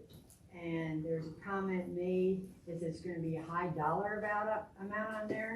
And just by listening to it, I got the, I was thinking, I don't know what it's for, but is that for the sick and vacation payout for our finance director? I don't remember saying anything about a high dollar amount. I said we would be adjusting the budget. Matt and I have been going over the budget items right now. As to my knowledge, there's no high dollar. Okay, budget was adjustments. there a sick and vacation payout that is made when? To the finance when director? Sick time? Yes. To pay out? Yes. Do you have, an approximate dollar amount, what that was? Is that something that needs a lawyer? I can give it to you, if you just email me. Okay. And then, when I left the meeting, I guess it's been almost 2 weeks ago, the Wednesday morning at 9 o'clock, and I parked across the street, I noticed that, there are lights that are hanging out of the trees across the sidewalks. And it seems like there are a lot of the lights, I know we hired the Christmas lights, I'm sorry. I know we hired a company to do that this year. Has anybody? Last year, we hired the company. Last year, thank you. Has anybody seen that, or has it been reported? Yes, if you're sitting down, you can let us know, they'll go out. We've had some kids grabbing them and ripping them down. Okay, that's cool, thanks. I'm assuming kids, it could have been adults. Okay, and then, regarding the relationship agreement, I hate to harp on this, but, Tim, you mentioned that, you created that, and I guess that was on taxpayer dollars, that you were acting in the capacity of coming up with that. I'm just curious, if that was, a legally, quote, binding document, it was not signed by you nor the mayor. Is there a reason for that? I'd have to go back and look at it. Honestly, I didn't even recall that. It's not signed, take my word for it. Okay, you may be right. It's not signed. I was comfortable with the agreement as drafted, still am. So, signing it's not an issue. So you'll go back and sign it? I may. I mean, let me think about it. Now, honestly, we've got to see what happens here in the next couple of weeks with regard to, Regardless, if you felt comfortable in it, I would think you would want to put your name on it, but I'm just. Why don't I just put my stamp on it right now? Whose signatures are on it? Sanders and Matt? Not Mayor House's? No. And then along those same lines, last issue, the quote, the executive agreement, that is illegal. That is null and void. So the city should not be operating under that new organizational chart. And we've been through this a bunch of times, and more than anybody, Adam and I have discussed it numerous times. KLC, we operated based upon the letter that they get, the email that they gave to us, and based upon the fact that the executive or the ordinance should never have been the spot where the organizational chart was. The KLC email that has been circulated indicated that that was problematic, that we needed to They get. didn't say it was problematic. It's not allowed. It's They said it against should not have heritage. been done that way. And I'll say it again, we have a difference of opinion on that. So, and They said and it I'm- should and not I'm be done, they said it should happy not be you done got that that opinion. way. But they also have another email from KLC, this is an executive order, can't trump an ordinance. Right, an That's what you gotta executive read. order You cannot, have so to- if you wanna do it, You have to repeal the ordinance. if you wanna do it legally and above board. That's all we're asking I'll for. follow the advice of KLC, most often. An executive I thought order, KLC said that they could, the executive order couldn't. an executive order can Executive only order. change a municipal order. Yes, and this is Right. an ordinance. Right, So right, an that's- executive order You've seen cannot, you've seen the email that I. Yeah, but it said I should have, and when you say I should have, doesn't mean you had to. Saying I should have is a lot of things, but when I'm already done with ordinance, that's why you tried to repeal the ordinance and take the executive. I mean, all of that was Flow chart behind, out, that was so It's underhanded. irrelevant because nothing's changing. Right. Right, so I am gonna ask this one last question. Matt, when it came to light about the relationship agreement, did you or did you not ask the heads of the departments and call in council members and ask them if you thought it was a problem, and if they said yes, would you resign? That you would resign? Did that happen or did that not I happen? did speak with all department heads and council. I don't remember asking them that if they weren't good with it or not. Any council member want to speak up on that? I mean, the only thing I'd say is we spoke in executive session about it, it's over a year ago. So you're okay? It's not my prerogative, we looked at it. It's your prerogative to say that we are not following the rules that have been set. So We, that's. we that's asked for okay. it to be changed, and you can see what happened. Yeah, it's not changed. So I have a question. Lauren, are you okay with this? So my understanding when we talked about this a year ago, and again, things have changed since then and we've been working through it, was, and we touched on it earlier, it was the mayor's house, and that was. That's not what I asked. Are you okay with this? In light of what all is going on? I will be okay with it. And can we once make sure we understand what you're asking about? Hang on, here's what I'm trying to figure out. Are you saying, are they okay with the relationship and should that have occurred? Because that's the province of the mayor, but is that what you're asking? No, I am asking, are you okay with not following the HR manual regarding the relationship with subordinates. I don't think that's an accurate statement. It talks about direct supervision. That's not The what has direct- been going on. direct supervision. So I It think is going on. you need to ask the question the proper way if you want the answer. Okay, are you okay? I'm gonna ask everybody, are you okay with the relationship going on against the HR manual that says you're not supposed to be in a relationship with your subordinate? And at the time, that's what was happening. And I know why it came to light, but it came to light several months after it had been going on in this relationship agreement. So are you okay with that situation? So my stance from day one has been, and I think it was even my opinion, to get the third-party HR in here. Let them do their job, and what they come up with as far as investigating it, that's how I would base my opinion off of it, because I'm not an HR expert. I don't know the ins and outs of it, to be honest with you. Where are we with the RFP for the HR? Yep, that's right. And that's where we're at now, that's what we've been. Where's the RFP for the HR person? It's due Friday, I believe.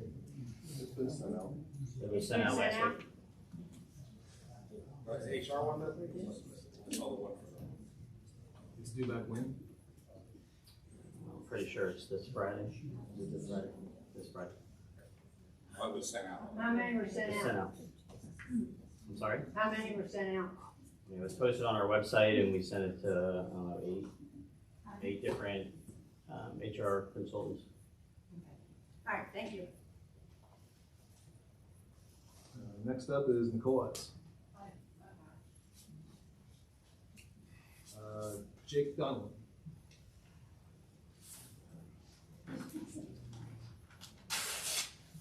Donlin at the microphone without, any notes might be a problem. Jake Donlin, 72 Clover Place. Before I get to the full reason why I'm here, I'd like to make the suggestion to council. It was probably about 10 to 15 years ago. Council operated under 2 meetings per month. Given all the work that's being done right now, and instead of having to schedule special meetings, ad hoc and separate meetings, it might be helpful in the near term to go to a working meeting and a regular council meeting. Typically, working meetings don't have public forums or public comment. That would reduce the amount of back and forth emails that some people get and some people don't get, and some people have time to review. Allows for discussion of city council in those meetings to then be prepared at the true operating meeting. That's just my 2 cents. The real reason I'm here is to talk about new business regarding lights at Winkler Field. For more than 27 years, my family in one way or another has been part of Highland softball. My father-in-law is here. He's the current varsity head coach. We have many other parents and supporters as well who are here. Milt had the assertiveness to come to the school board and say, hey, slow pitch softball is on its way out. If we want to provide opportunity for our girls in our community, we need to move on to fast pitch softball. From that initial meeting when he addressed the school board until today, you've seen a timeline of something that's extremely impressive. My wife and I actually had the opportunity to coach the team right after we got married in 2007. At that time, the field was in Death Valley. It was much more of a practice football field than it was a softball field. And during one season, we actually had our outfield fence taken down before the end of the season. Fast forward to today, and you see what Winkler Field looks like. And I'd like to stand here and say, first of all, I know it's been there for many years, but thank you to the council for being supportive in that partnership.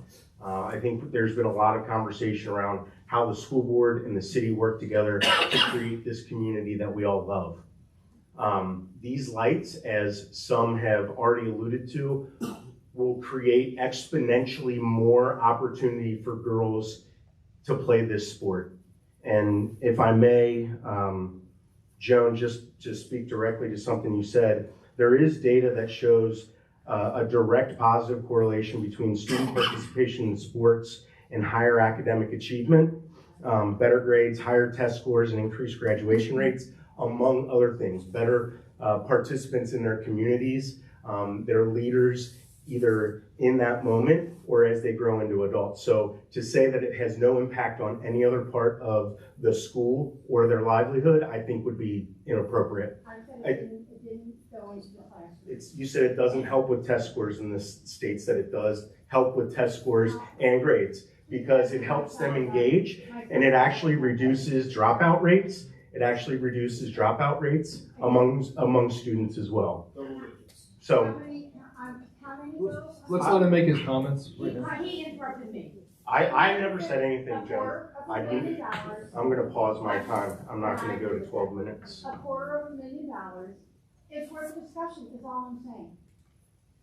And I'm here to discuss that and talk about my stance. It's not for you to discuss whether to spend the money. The money is earmarked by the school, and not only is the $250,000 already earmarked in the budget, for those of you who are maybe not familiar, there is a Title IX shortfall. I'm not going to get into all of that information right now, but there's a reason money needs to be spent on girls' sports. This is an opportunity to do that, and I think without specific data that was already shared with Matt, there's an extensive letter that Superintendent Brian Robinson sent to the city. I hope each of you received that letter that covers exactly why this is the kind of opportunity that we should seize. And to a degree, if it wasn't for the relationship of the field, the city owning it, and the school leasing it, the school absolutely would already be spending that money. The school has that earmarked. They want this project to move forward. We're really just asking for permission because of how the circumstances are. So the school board wouldn't be asking permission of any of the residents to spend the money. They would have been doing their due diligence like they are now.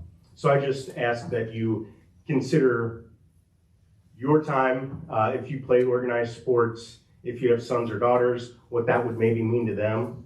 Because while I say girls, because I have a 12-year-old and a 9-year-old, both of whom would love to play for their grandpa someday, this could also help with boys sports as well.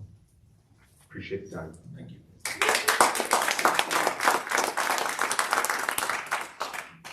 Next we have Hillary. You're gonna have to help me with the last name. Landwehr. Hillary Landwehr, 47 Woodland Place. I wanted to talk about the roundabout.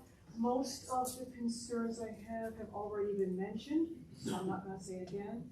I taught at NKU until May of 23, and I also sing in the May Festival Chorus, which meant that I drove the Taylor Southgate Bridge home for a goodly chunk of last year, so I know roundabouts. Okay. Basically, I think the safety concerns are spot on, both for pedestrians, for traffic, for getting semis through the roundabout, for an ambulance trying to get through, and all the other things. I'm really concerned about that. I'm also concerned about the possibility that we would lose the businesses at the corner of Highland and Grand because you would take their property, nobody would be able to get into them, et cetera, et cetera. What I did in preparation for this was look at good old Google Earth and set the scale, make sure that the scale was the same. I've got pictures of Highland and Grand and of the 3 lovely roundabouts at NKU. The smallest one that they have at NKU would not fit unless you take a huge chunk of the business properties out. And I'm not sure that it would line up properly with the street to make it work. So what I would recommend that council do before you make a decision on this, go down to NKU and look at those suckers, okay? Look at how big they are. And think about it honestly. Notice that there is very little pedestrian traffic. Two of them have crosswalks. The ginormous one off of 3 Mile Road does not, okay? There are very few people walking there. Now I drive through Highland and Grand several times a week. There are almost always pedestrians crossing, and they are not university-age students. And then supposedly grown-up professors. But what we have here are kids, people on scooters, people on bicycles, trying to get across. And I think somebody's gonna get killed if you try to squeeze a roundabout into that. Or we're gonna have a truck jackknifing as it tries to make the circulation. So rather than keep talking, since we've already done all of this before, what I will probably do when I go home tonight is send you guys my pictures in an email, and you can study them. Please don't trust the state if it defies common sense or defies other information that you have. Keep asking questions. Thank you. Steph Chalk.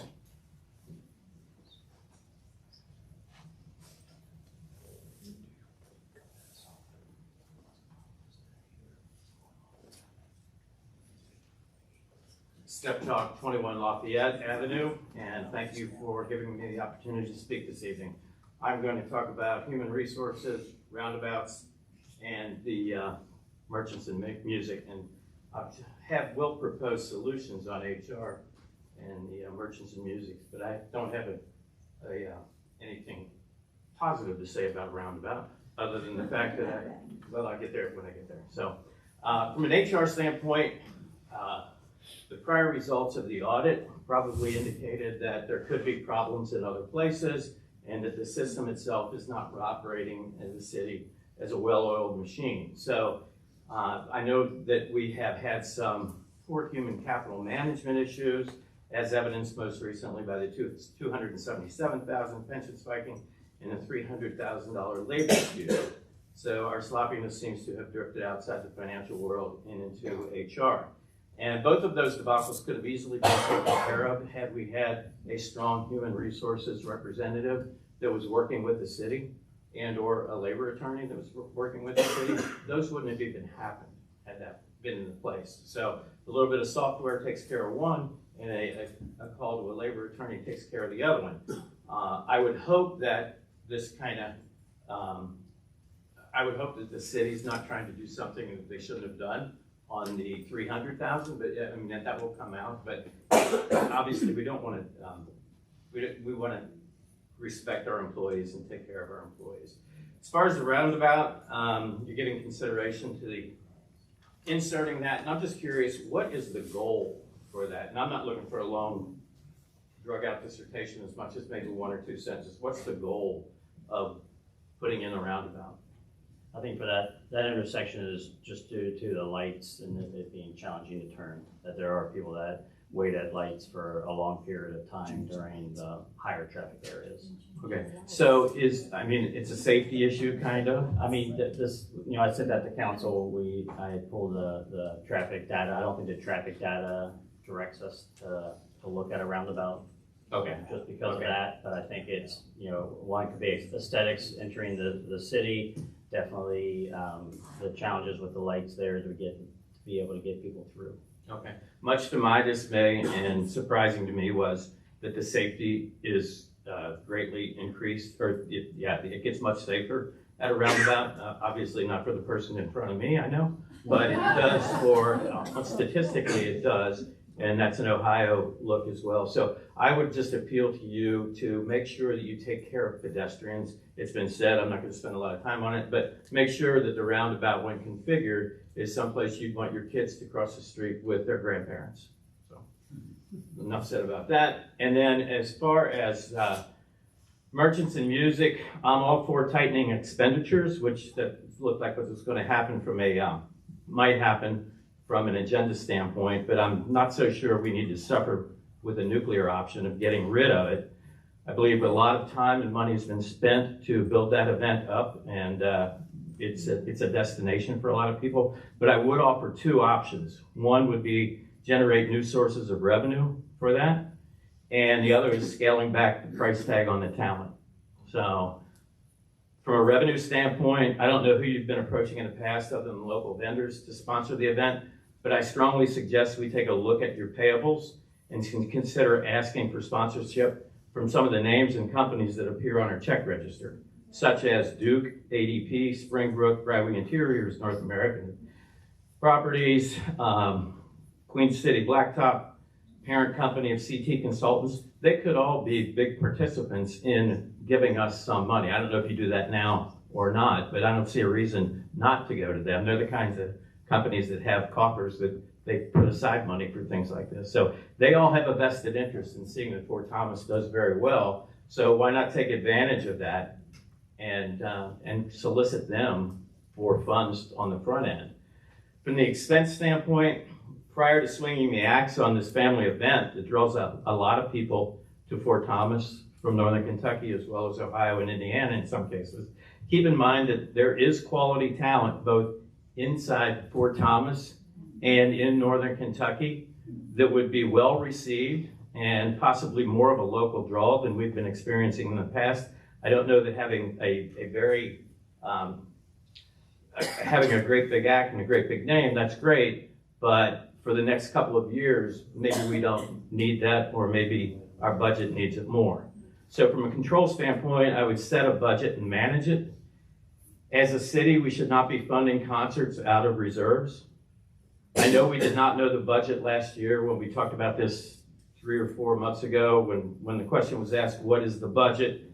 We didn't know at that time, but someone in the city should be set up to put together a spreadsheet, maybe something as complicated as that, because we can't afford any longer right now to run concerts as one of the biggest and most expensive free concerts in the area. It just doesn't make sense. So we don't know the budget for Merchants of Music, and that's a problem. It's kind of ridiculous. When did you say that we don't know the budget for Merchants of Music? In one of the city council meetings, it was asked, and you said that, I shouldn't say you, it was said that that those numbers weren't available because there's right after what sounded like allocations. You're talking about the actual expenses right after the event? Before, like 2 or 3 or 4 months before. That we didn't have a handle on that because I know police, there was an understanding of how to allocate that into that night, et cetera. So, which I found surprising. So I'm sure we can take care of that for this next year. And I don't like saying it, but it gives me an impression that this administration takes pride in their own ignorance. And I would include the citizens for that as well, because for not knowing or communicating the budget, and to us, all of us, for not really speaking up on how ridiculous that sounds. So really, you don't want to leave a legacy stamp of this administration and have it be that, and I know we can do better. Thanks. I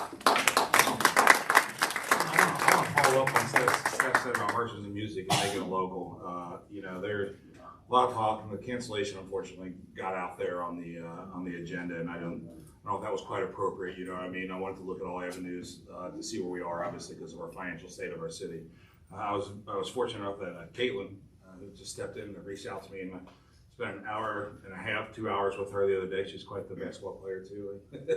The E3 right there. Then I had a nice call with Lauren today, and Caitlin made great suggestions, and Lauren did too, and I've talked to a couple others about the local aspect, and I think you nailed it on the head right there. I think we can dumb it down a little bit, reach into the local scene, maybe get with Caitlin and some others and see where we can end up with it at this point, you know what I mean? Because I'd hate to lose the momentum we have, you know what I mean? But a lot of our responsibility comes on the fiscal responsibility of the city right now, and honestly, we don't know where we stand.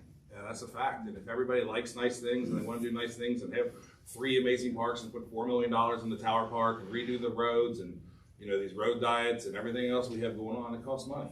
So we have to see where the money is best spent and the return on that investment. I definitely think this is something we've built for a long time. It's something we should keep, but sometimes we just have to take a step back and reevaluate, to make sure that we can continue it and continue it growth, But I love what you said about the sponsorship. Those companies not only have coffers, they have individuals that their sole job is to figure out who to donate money to. I mean, they have an office and a desk and a window with a view, and they spend millions of dollars that's not theirs, and they get rewards for it. So those were brilliant suggestions. Anybody that we can dive into, St. E's, anybody else like that. So thank you for that. Thank you for the suggestions. Next is Mary Beth Sensel. Do I still get my time? I gave it to Sharon. Sure. Not if you see it. Next is Peggy Manshee.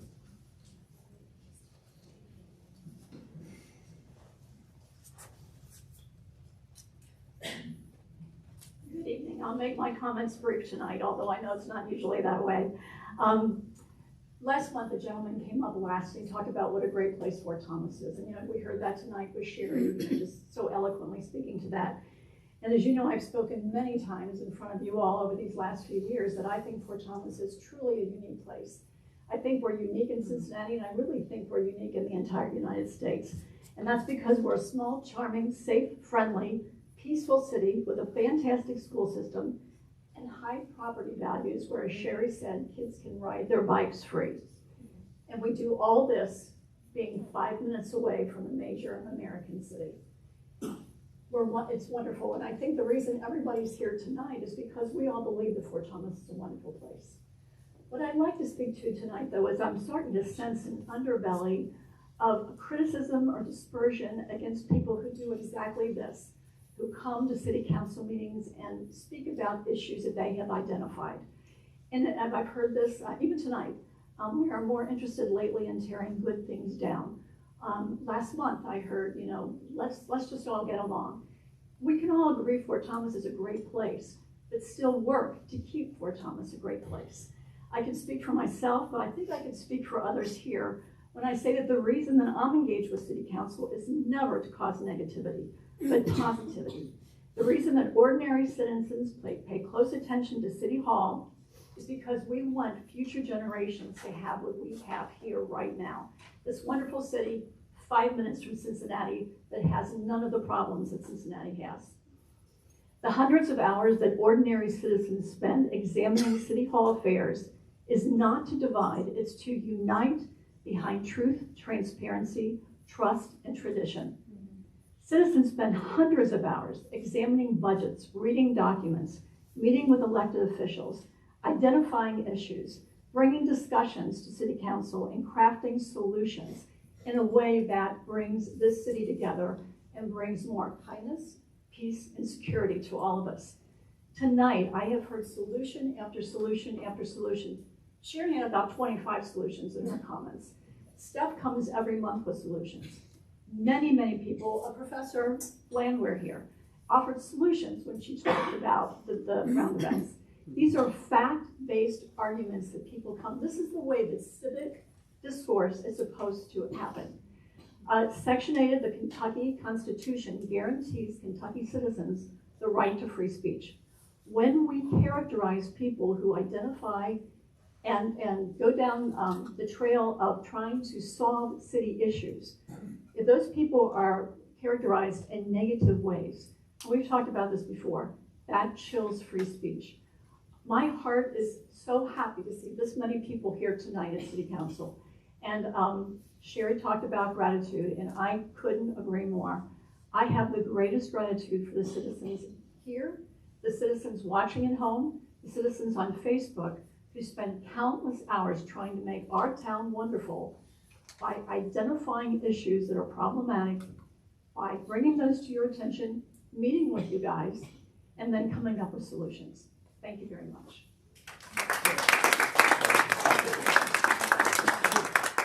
Mike Schaefer.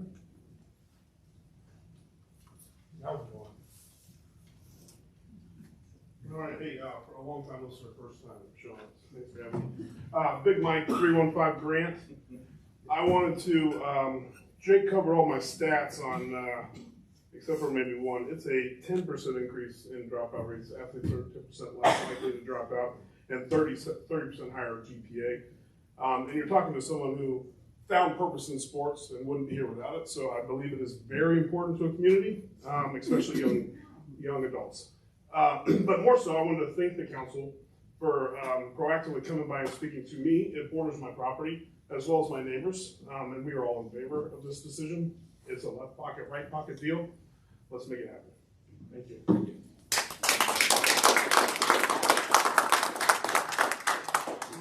Okay, we are down to the reports of officers. So, fire department's up first. One thing real quick, if I could just mention it while I think it's probably pertinent to visitors and communications. Wednesday at 5 p.m. is a ribbon cutting grand opening of the Tower Park Athletic Facility. So anybody who is interested in to be able to attend, please put that on your calendar. It is 5 p.m. right? Yes. Okay, 5 p.m. on Wednesday. Thank you, sir. I do have an important topic, and that's Thanksgiving. We know it's a couple weeks away, but Thanksgiving historically is the highest time that we have cooking fires. So I just ask everyone to watch your stoves, watch your food, clean out your ovens before you use it, because a lot of times you're cooking that turkey and there's burnt food on the bottom of it. It creates a smoke call, and we'll be out there to help you remove that. Also, there's been a lot of things to talk about our ladder truck. The ladder truck will be put into the station tomorrow, and contrary to popular opinion, or some opinions I've been hearing out, it does fit in the firehouse, and we don't have to let the air out of the tires, so.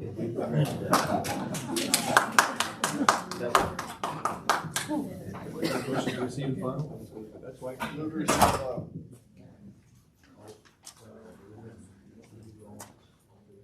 Yes. All in favor, say aye. Any opposed? Chris, I did find it pretty interesting. I just happened to be walking by after I left Caitlin's office the other day, and you were watching all the fire trucks out there.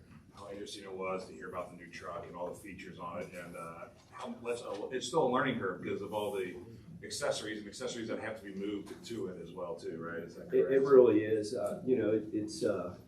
We're replacing a 25-year-old piece of apparatus, and the technology that's going to do one is pretty impressive.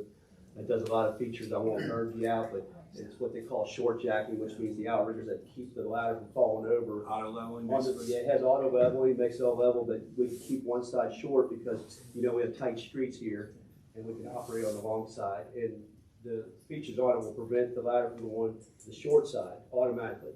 I mean, if we erroneously try to go it that way, it'll just shut it down. There's just a lot of new features on this one from the other one. And, like I said, we're going to be running that truck first out because it's designed more as like a pumper, may put out fires as well as the ladder. So it's going to be, has a lot of uses in one Did we truck. replace 2 trucks to get that one? We are replacing. That's what I thought, especially, which is fantastic. Yeah, so. Department report? Thank you. Just one quick one from the monthly. We did have our DEA drug take back in October. We took in 11 full boxes of unused prescription drugs, which is on track for what we did in the spring. Several, about 150, 160 pounds worth of drugs. So there's certainly still a need out there to dispose of those properly with us, and we'll continue to do that. We still have a drop box in the front lobby too for walk-ins, and that gets full about once every 2 weeks. So if you have those types of medications that are unused, you can bring them here and we'll take care of it the right way. That's about all I have from the monthly. Thanks. Motion to receive and file? Move to receive and file. Second. All in favor, say aye. Aye. Any Can opposed? he technically make them? No, but can he make these motions since he's been around there? I know he votes for them still, right? I'm just curious. This is just for me. I would think he'd be able to, right? Yes. Yeah, okay. Because when he's saying motion to receive and file, I keep thinking he's sitting next to me. I want to say the second. I'm not sure if I should repeat it. Next up is the city administrator's report. Thank you, sir. The tennis, just go over some projects. Tennis courts are open.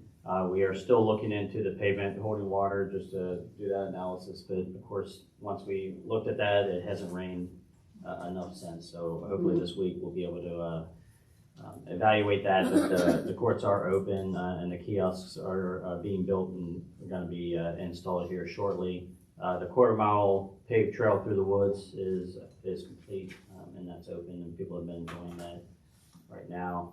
As Ben said, Sports Complex grand opening, or the ribbon cutting, is 5 o'clock this Wednesday. Once that happens, the track will be open to the community when it's not being used by any of the teams or youth leagues that are running the space. It will be open during daylight hours only, so there is a timed gate just to make sure people aren't in there after hours. And then the restrooms will also be on a timer, much like the other bathrooms we have in Tower Park. So the restrooms will be open during the day, and the space for citizens to be able to utilize it and to walk there will be open. Are those restrooms seasonal?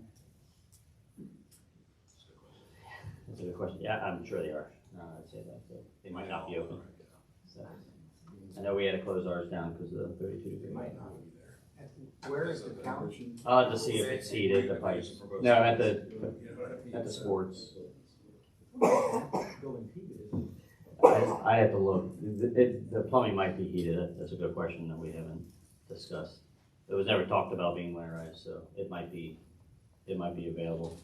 It actually probably is because they're gonna have games afterwards, so. Okay, we'll say that they are gonna be open year round, but I'll double check. It's a good point.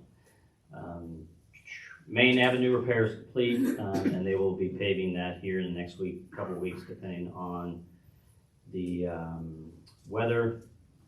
Disc golf course upgrades, we're waiting on a grant right now to see if we get approved on that, which is why we haven't done anything. I went ahead and held it just to see if we can get approved on that grant so we can start it in the spring. River Road entrance is complete if you haven't seen that. Grand Avenue resurfacing is most likely going to be next spring. KYTC is still talking, they might be able to get it in this year, but I don't have high hopes for that. We have talked to them about if they don't get to repave it, to try to smooth out some of the areas because it's pretty rough. But it will be one of the first things that are repaved next spring, if not this year. Hollywoods, due to the length it's taken for the water district to make those repairs, that will not be resurfaced this year. Mary Brown Park, Pocket Park, if anyone has seen that lately, we're complete with the upgrades there. We've removed some dead and dying trees that were in there, and Garden Club helped with about 50% of the cost on redoing that whole area, and their labor. They've done an excellent job, so if you haven't seen that area, please go check out.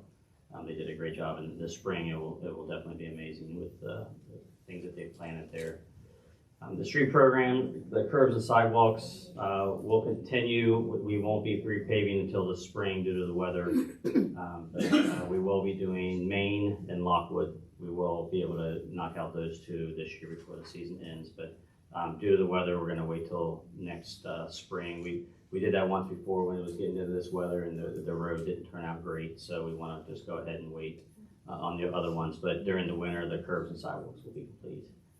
So they'll be able to do that early spring. As you can see, Midway Streetscape is progressing. They've been doing the cuts starting at Brentwood and moving towards Garrison. So that's in full swing. Everything looks good there. Tax bill, we're over our big tax bill collection hump. We're about 98% collected, which is really good. We've issued late notices and handled all the issues that come with that. Pending anyone's question, that's all I have. I'd like to, somebody reached out to me yesterday, I believe it was, about leaf pickup. So Kevin reached back out to me, and I think there's a lot of questions. I think we can't predict when the leaves fall, so they fall differently every season. So the streets are set up on a list, and we do this in-house with limited staff. They also have their other jobs to take care of and their other projects they have going on in the city. They asked me if they could do an extra pickup on their street. Unfortunately, the time doesn't allow for that. As much as we want to give it extra, they said that Kevin responded and said we will go out the end when we have time to go around some of the other streets that get hit late. But just so people are aware, if they're looking at getting their leaves picked up, we have to stick to a pretty strict schedule in order to keep the city running efficiently, just so they're aware. And we're sorry if that your trees got leaves got hung on a little later than normal. Weather, everything dictates that, wind, and we have a lot of trees in the city, which makes it one of the more attractive cities I think in Kentucky and Ohio. So we're blessed, and kids love them. Yep. Finished. Motion to receive and file. Move to receive and file. Do we do that? So I go for second. No? I don't know why they don't do it. No. So much that. Then we are down to old business, so the CSRS pension discussion. I asked us to be on here. We last month we had it was unfortunately didn't make the minutes for the June 2nd meeting when we first made the motion. That was unanimously voted on by all of us. I think everybody is well aware of what happened and how it happened and what payments were made right now, and unfortunately some of the issues that came up with that. But I was hoping to make sure the scope included when everyone found out. This 2013 happened, and this is in 2017. And I think I've been on here since 2018, maybe. When was council ever notified? I'm sure you are aware, but were they ever notified? Because I'm hearing that that during this time that we were going to fight it. And I think that if we were going to fight this, or we thought it was illegal, I think the council should have notified to agree with this route. Adam, I wasn't aware of the pension spiking bill until this year. Okay. I think everyone kind of heard a rumor that they were going out, because they were going out statewide, but the department heads never had, hey, there's this bill sitting in the desk. Well, So 2025 would have been the first year I knew for sure about the bill or any of the details of it when we had sent it out. where, we've been getting a letter for what, 8 years now? According, Nicole, what did you? Yeah, the letter was sent on March 25th, 2024 to Mayor Haas. Yeah, but there was, it's been going on for 10 years, right? Oh, yes. Yeah, so we've been notified, even Joe responded several years before that to it. And if you didn't know, that anybody on council, I wasn't aware, Jeff, you wouldn't been here a long time, were you aware of this at all until it came to We were aware that it was going to happen. Ron addressed it, Mayor Haas addressed it, Joe addressed it. And that they were addressed it with us. I think you were a part of those conversations. And the conversation at that point was, there were potential cities that were looking into it, and at this point it was on pause because the cities were looking into it for lawsuit purposes. How long have you been here, Casey? Started here in 2000. So are you telling me that we had a discussion with Ron I and the started mayor here, about this? I started here in 2000, became chief in 2018. So we had a discussion with Ron and Mayor Haas, and the chief of police didn't know about this until last year? I didn't say that we knew the bill. I know that we had conversations about the pension itself, but I don't know if there was a dollar amount associated with it, and you were a part of those conversations. Pension spiking? No, not that. I'm talking about the pension spiking. Ken, you're here, you've been here since 2012. Were you ever aware of any pension spiking that happened during your time here? Didn't come to my attention, no.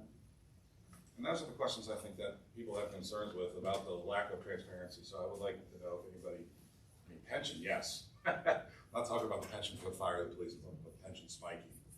So it doesn't sound like it, but I would like make sure that is added to the scope of this to see if council was ever made aware or ever brought to our attention, because I think it's very important for people to know that something of this caliber should have been brought to our attention if we decided to fight it. Am I wrong to think that, guys?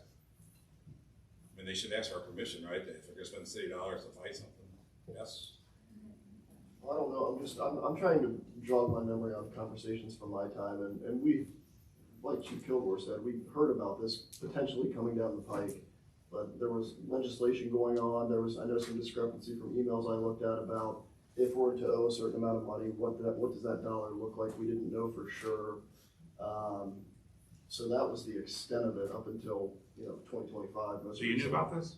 We've had conversations. I don't remember any pension spiking conversations. Just maybe it could have happened. I just went on the track record of it. You got a council member who was here from 2012 to 2022, doesn't remember any of it.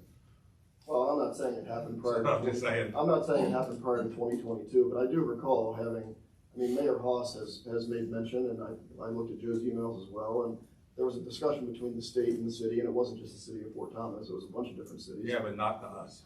No, correct. It's specifics, not to us, correct. I just want to make sure the scope gathers information on when it was discussed and if it was discussed with us. There's also, just to clarify, the law that. And in between anybody else here, I'm stated sorry. That you weren't allowed to do pension spiking was originally written in 2013. Yes. The pension spiking happened between 2013 and 17, if I'm correct, right? And in 2017, what they changed is, I think, to reiterate this for anybody that isn't aware, it was 10%, it was capped at 10%. People were taking advantage of the situation. It has been going on for years, it is what it is. And they capped it at 10%. To me, it appeared that the cities weren't self-monitoring it. So then 2017, they changed it to cap it at 10%, period, no matter who worked. Is that about right? Yeah, the law changed in 2017 that went effective January 1 of 18. Yes. Was anything over 10% just doesn't count towards that person's Yes. pensions anymore. Yeah. So they wanted us to self-monitor and we weren't doing. If people think I'm worried about the spiking part, I understand that's been going on for decades. We can self-monitor. Some cities did, some cities didn't. But what I'm concerned about is the communication again. That's my biggest concern about this whole thing. If I want to regain trust with the administration and everybody else, I want to know what we know when we knew it. That's part of all the processes. In what time period are you talking about specifically? 17? I think from the first time we heard about it to the first time we got a letter, which is, what time, when's the first we got a letter from them? The first time I found out was either August or September, and I even looked back and there was an email. Yeah, to the March, city. March or April, but there was no numbers. It was a very vague Yeah, but there was, spiking email. And the first time I saw actual numbers was like October. so I'm looking for more internal communications when they talk to us about it. Because I know, Joe and I had a communication twice, and I can dig that up for you. Yeah, but I mean, I think it's more relative that we knew too as well. You know, I mean, what you guys were talking about, then why weren't we discussing it? And that's part of the issue. We got one June 16th, 2022 to Joe Ewell. Yeah. Sent. But I mean, I would assume we would have notified well There's a before lot that. of back and forth from Yeah. 2018 on. And I don't really But it was all with, I think it's important to say that the prior administrator's not here, the prior finance director's not here, Mayor Haas is not here. So if your concerns are with the communication from that time till now, that communication chain, they're no longer part of the city. But they So do. Mayor Haas is here for now, you know, hopefully he gets. The emails don't go away. You know, I mean, that's the whole point of it. You're talking about building trust for the future, and you're talking about people in the past wanting to build trust with the future, and we don't have the same people. We do have the same people. Matt's the one who discovered this, Matt's the one who is attempting to take care of this. He also wrote a check that he wasn't authorized to do. You know what I mean? So, and then we got it in an amended budget, you know, that weren't made aware of what the payment was for. I'm just trying to, for my record, I just think that it's my sanity, and I think theirs. I'll look back and see if we There's have, any communication. if we can get through the old email server and see if there's anything to council. I'm just asking for, this right here was done June 2nd of this year. We gave them 60 days, and all we got was the amounts. We didn't get any communications, anything. The most we got was, we didn't get anything until Nicole brought it forward. I don't think that's right, that a citizen should have more information than us about a situation that involves $300,000 of taxpayer money. Pretty simple. We're stewards of their money, not just their money, but their well-being. How can we pretend to be that if we don't have all the information? I don't think anybody disagrees with you. I think Matt has already explained it, when he got the information, he brought it forward to us. Yeah, he brought part of the information for us, we got the rest from Nicole. Well, let's get the rest of the communications. Yeah, that's all I'm asking. Take a look at it. Any further discussion? Now we're on to new business and the Grand Avenue Highland Avenue roundabout discussion. Andy, I'll get with you to see who you were talking with at the state, and then I'll try to get Bob to give me something written, because he, Transportation care. That was your, that KYTC? Right. It was, I mean, I called the number and got transferred a couple people and I don't know who it was. is that down at the state or is that District 6? Because District 6 is our district.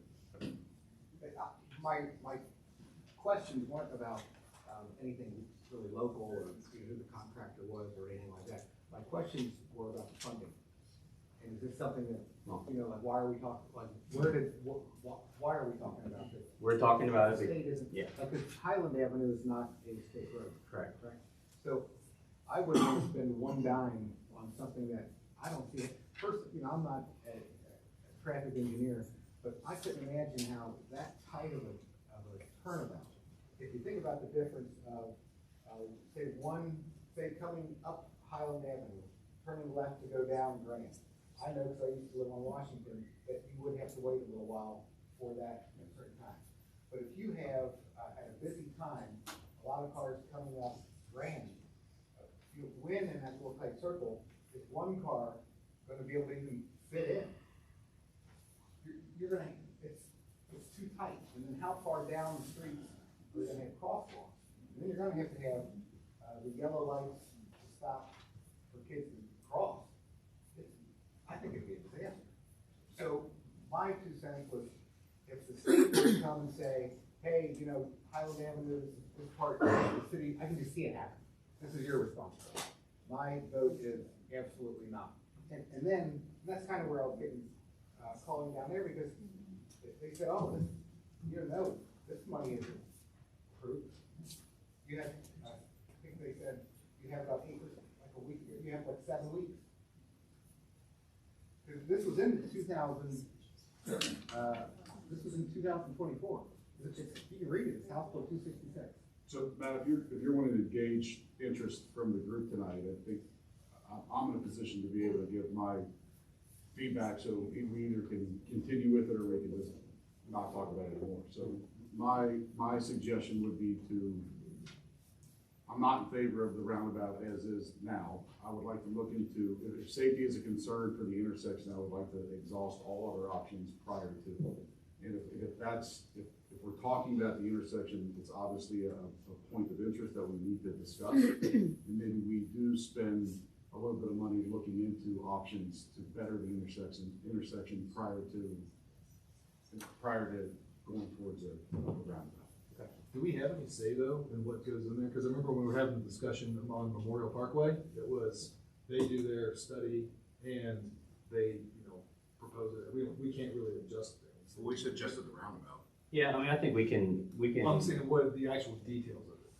Yeah, we can participate in some of the details. I mean, one of them I would assume is we need to really get a handle on pedestrian traffic, which is what I was most concerned about when I talked to Bob about it, is just to make sure that the pedestrian crossing was safe and more safe than it is now, or at least they had something in place. So I think that aspect of it is.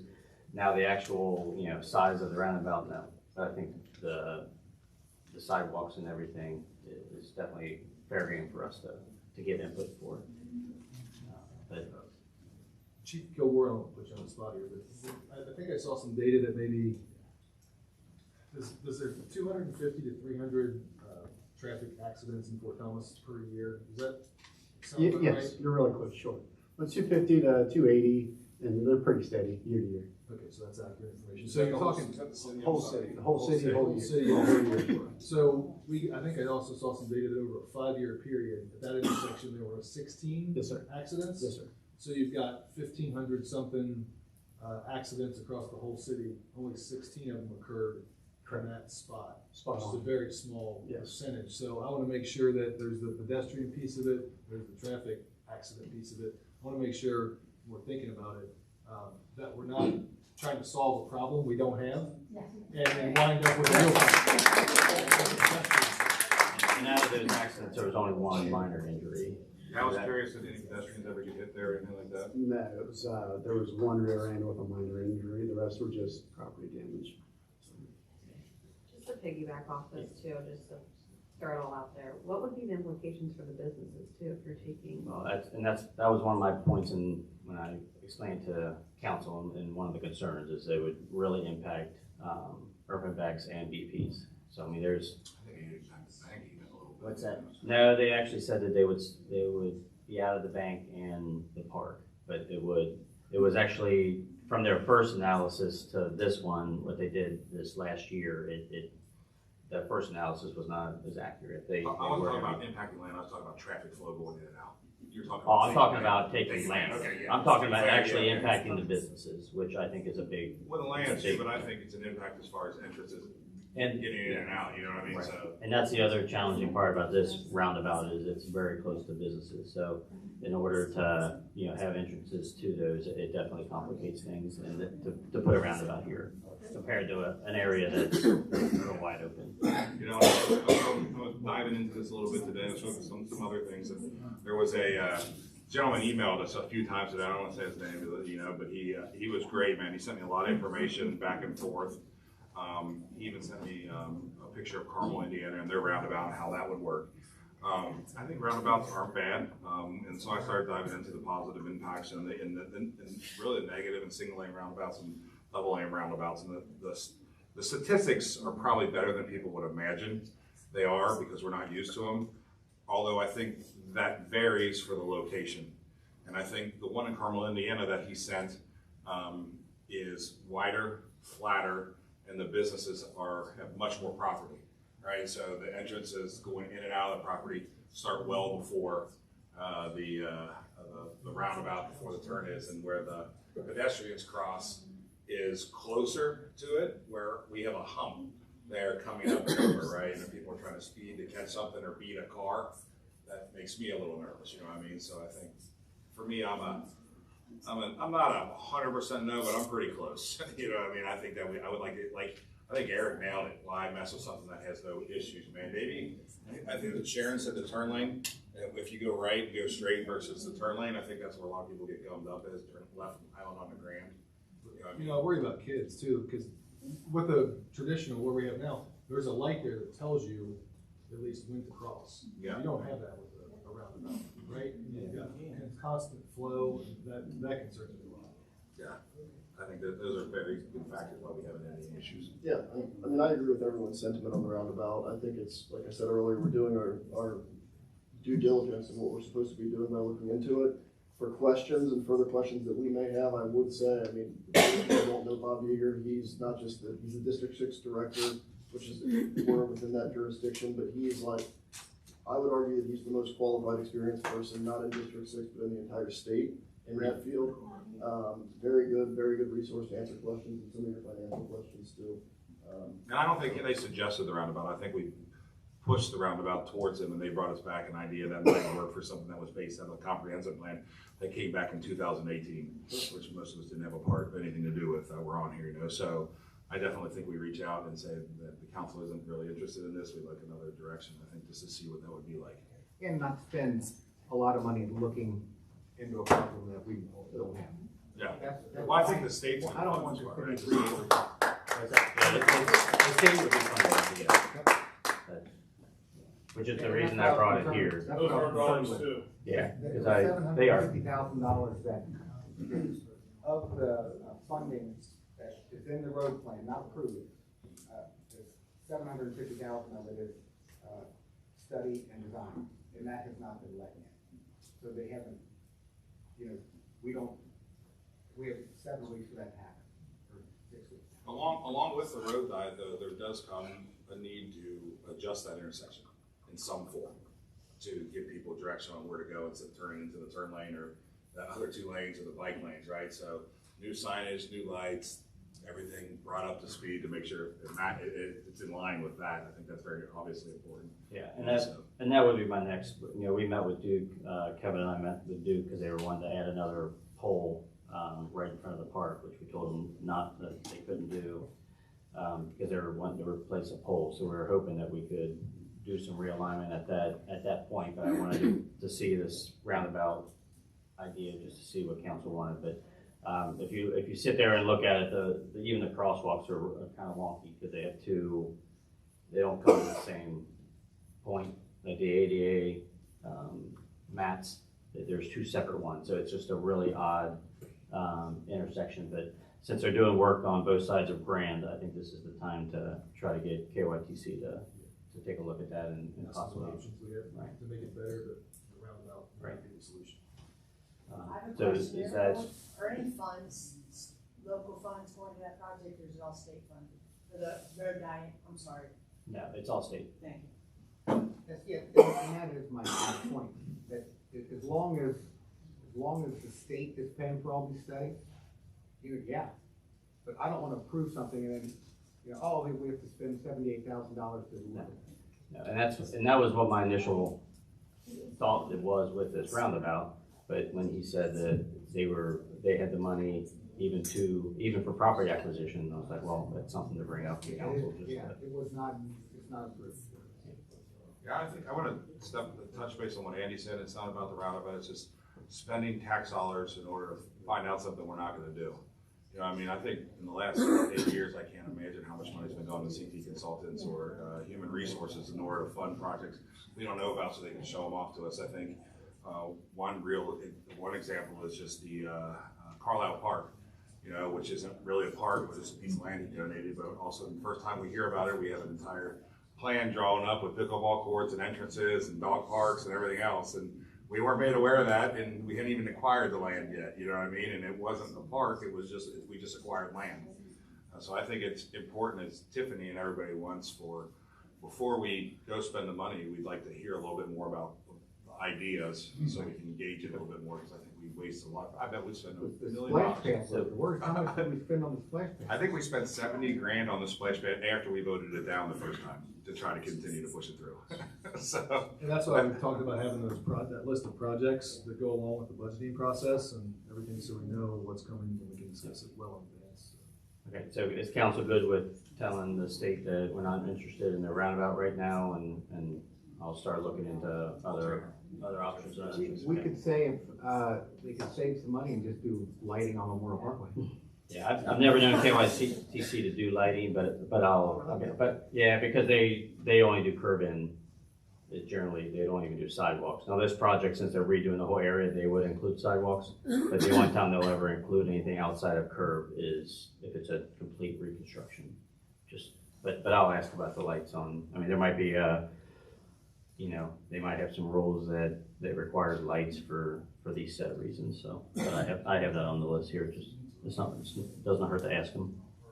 I think you have to have accidents indeed. Right, I'm sure we have to do something. Let's go ahead, and I know we have a lot of people here for Winkler Field, if we want to talk about that for next, if that's okay.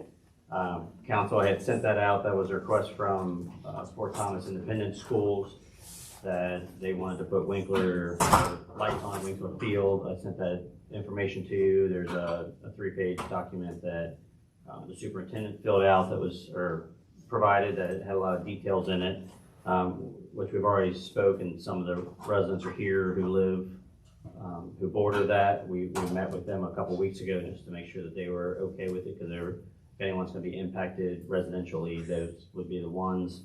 Did you speak about Pinnacle too? Because you talked in the letter, I think they mentioned the street above, but not Pinnacle, the one right to the right.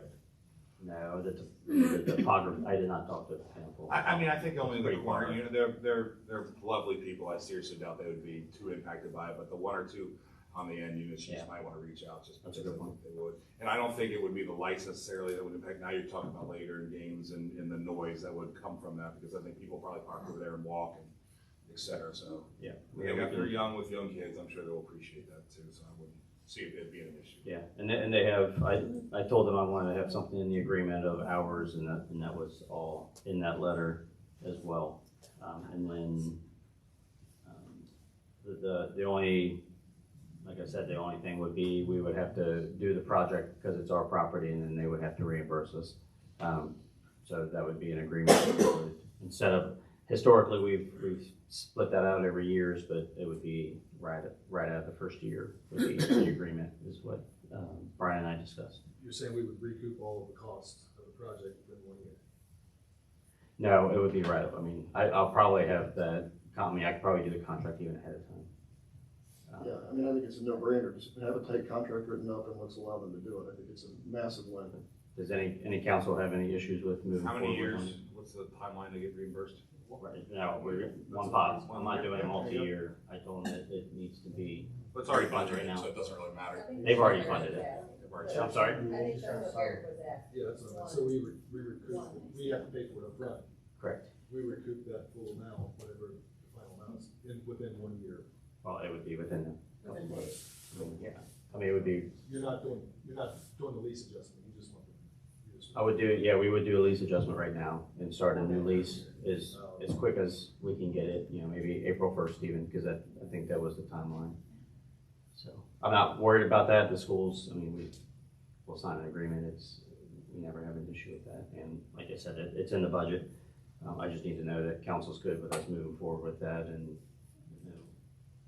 I just didn't see it as financial. Okay. Yeah, it's about 250,000, but. And they'll cut off at 9:30 too, so everybody knows it didn't cut a little early, right? Know what it said in the letter, 9:30? Yeah. 10. Yeah, the resident said 10.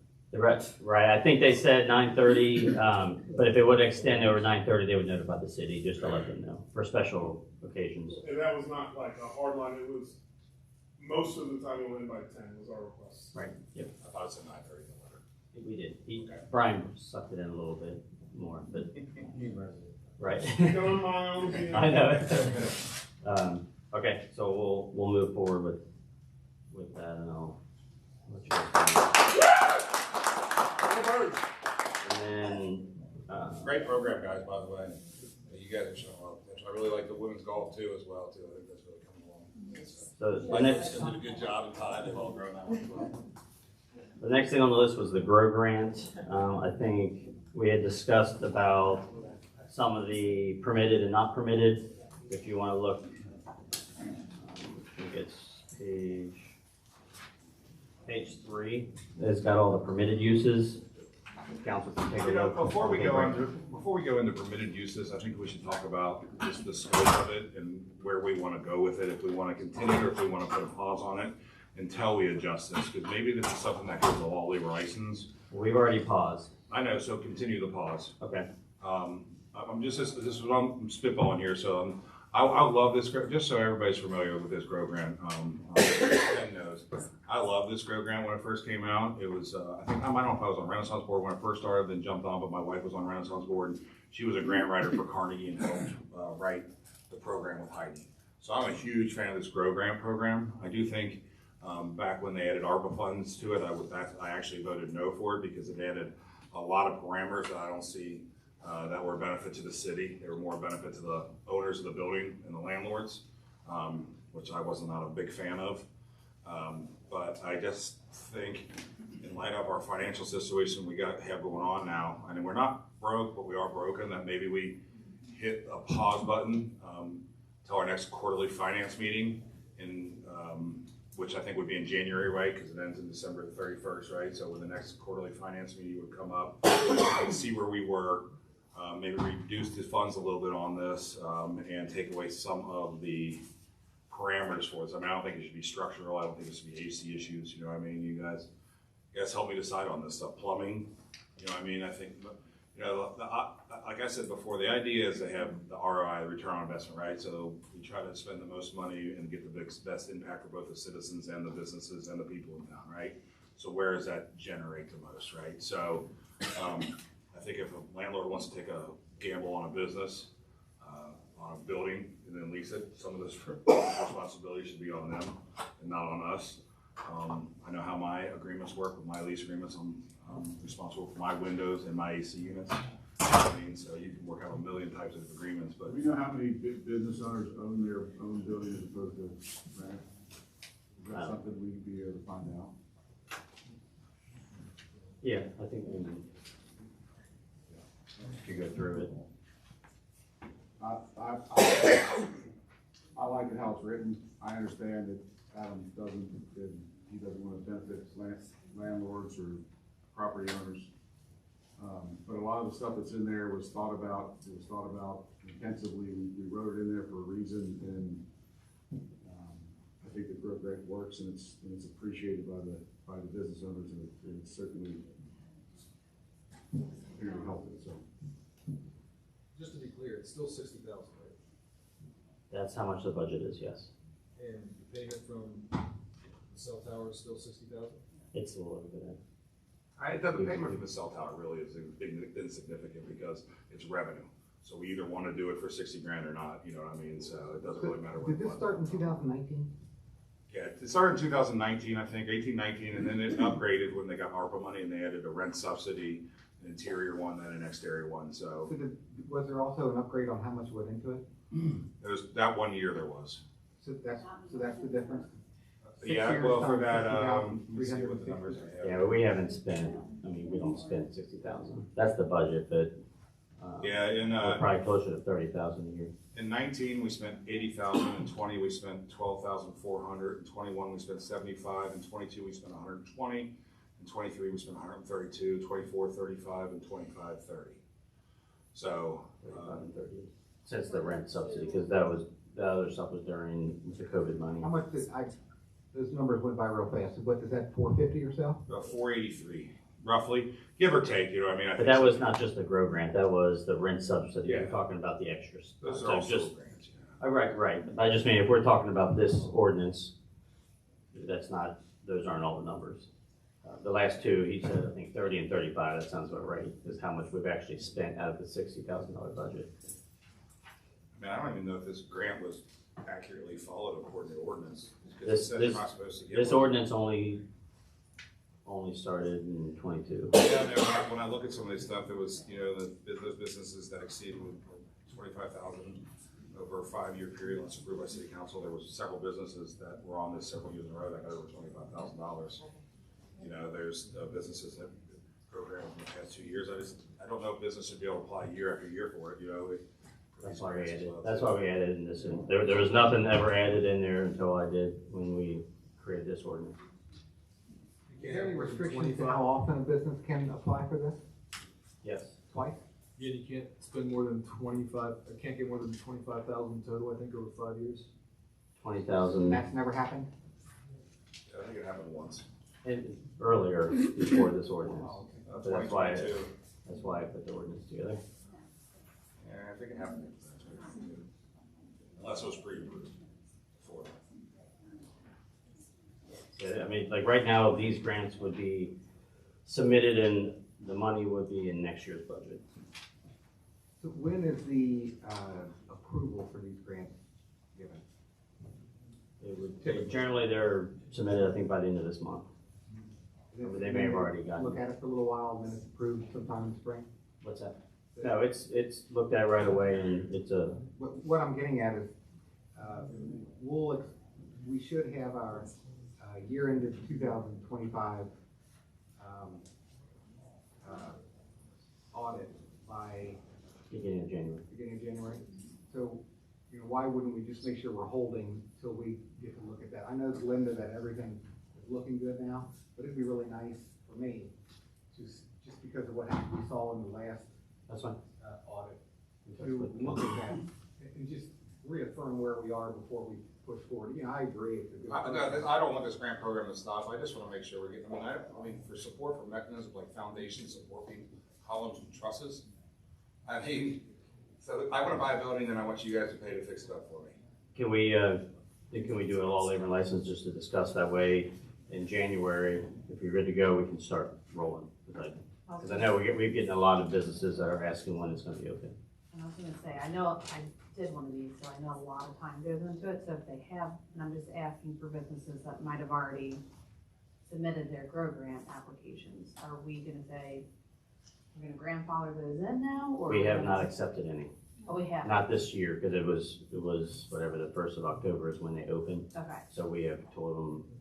I would just like to revisit this because I think January is a good point when we have our next quarter finance meeting, and I think you could have a law labor license meeting in between. And if you guys all decide to keep it like it is, I'm not gonna argue with you, those are just how I feel, so. To Sharon's point about the meetings, could we make the quarterly finance meetings at like 6 before a regular meeting? So that, you know. I think that's a great idea. And I think we do the quarterly, we don't need to do them in June, right? So if you do it at 6, it's the same day, and I think that they were so streamlined last time, I think they're gonna get shorter and shorter. So I think that makes everybody be here and makes the audience well aware of what's going on. And if it's via ordinance too, then we're more open for discussion than we are stuck to the parameters of a special meeting as well too. Okay. So is everybody okay then pausing for a month and a half? I'll get a special meeting with law labor license here in the next 30 days so we can take a look at this. See if we can Is get Christina still here? Is she gone? I was gonna ask her to put together, I'd like to hear from the businesses, maybe she could put a proposal together, maybe reach out there and put a proposal together and take a look at this and see what is most important to them. You know, I mean, I think that's why we have a Fort Thomas Business Council. I mean, I know that a lot of them are gonna ask for the moon, but you can't always get everything you ask for. But I think that they should line item in what is fairly important to them, you know what I mean? So, but I think also they have to take into consideration, I would give them parameters as in, it can't just be good for that business, it'll also be good for the city too. That's the whole point, right? There's gotta be a return. Like that's why facades, windows, ADA compliant, signage, I think those are very important for both people. Okay. Next thing is merchants and music. So, Adam, why did you request this to be canceled at the beginning? Well, me and Matt had talked about it for a while, and I didn't request it to be canceled.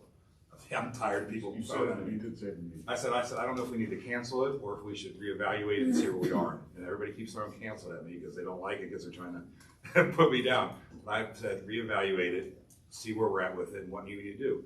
This, if you haven't looked at the numbers, I'm sure you have, right? So you have, everybody have them in front of them, this like a fair council person, okay? So in 2022-23, if I can read this, it's a little dark, 129,000, 156,000, $2,467,000, right? So proposed next year is $165,000. The acts in 2024-25 were $80,000, and prior to that they were $40,000. That was the headliners, right? So I don't I think the momentum is great. I talked to Lauren today. I thank Jeff for acting like I want to cancel it. That's not true. I think everybody's heard me speak from the very beginning. So this doesn't also count how many man hours we have into it, how much overtime the city has paid or anything like that. And if anybody hasn't heard how we are financially, then they'd be sadly mistaken if they didn't think I was doing my job by not looking into this. You know, so. How are you saying that was 167? It was 167. That we lost on it? We didn't lose on it, we just spent that on it. But then, what's the income on it? So we have some varying income from year to year. It's not very much, but it's all dictated by West Six has sponsored, Tracy Davis has sponsored. She sponsored actually $5,000 this year. Tracy Davis sponsors everything. I think we need to stop abusing her and reach out to other people, man. She has been amazing down at State Farm there. There's Kimball County did 1,000, and then I can't read this last line item there. West Six gives us $15,000 a year. Matt and I had this discussion about this. He believes it's just for this. I was part of the original negotiating Braxton. That's the sponsorship over the whole year. So to put it in a line item in this, which is probably the anchor reason that they're here though, but they also get 4th of July and all the other events that are in town. So I just think that it's misnomer. Maybe a third of that is towards What's this. the net? What's the net? It's like cost? 25 to 30,000. Yeah. 30,000 net cost to us. No, I thought you asked about the money coming in, the sponsorships. Okay, so you're saying out of the 167 to be more like 137? It was 30,000 this year. Before that, it was 30,000 and it was 28. But like I said, that 15,000, that's a big number, and I think you can reduce that by a lot. So maybe more like 20,000.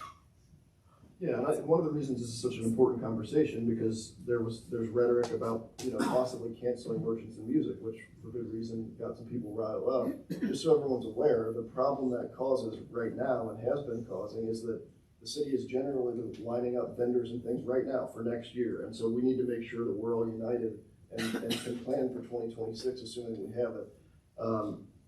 Just for me, and I think that we probably agree here on council, but I think it's a no-brainer. I think we'd be insane to get rid of this event. I don't think that was the intent. Adam, I totally agree with you there. But I think we'd be absolutely insane for a number of reasons that I don't need to go into. It's the first or second biggest, best, proudest events that we have in Fort Thomas. Again, for myriad reasons. So I appreciated Steph's comments tonight, and some of those are really helpful. We certainly, I think it'd be great to look into getting some enhanced sponsorships to help us out, to help us split the bill. We can obviously look at headliners, how much we want to spend there, if we can utilize somebody locally, which would perhaps save us money, but also perhaps really help the reputation of their outfit, help a local business. I think that's. There's things like that we can look at, but I think there's no chance. I would never support taking this about. No, I just think we should talk about maybe an overall budget that is maybe half of this.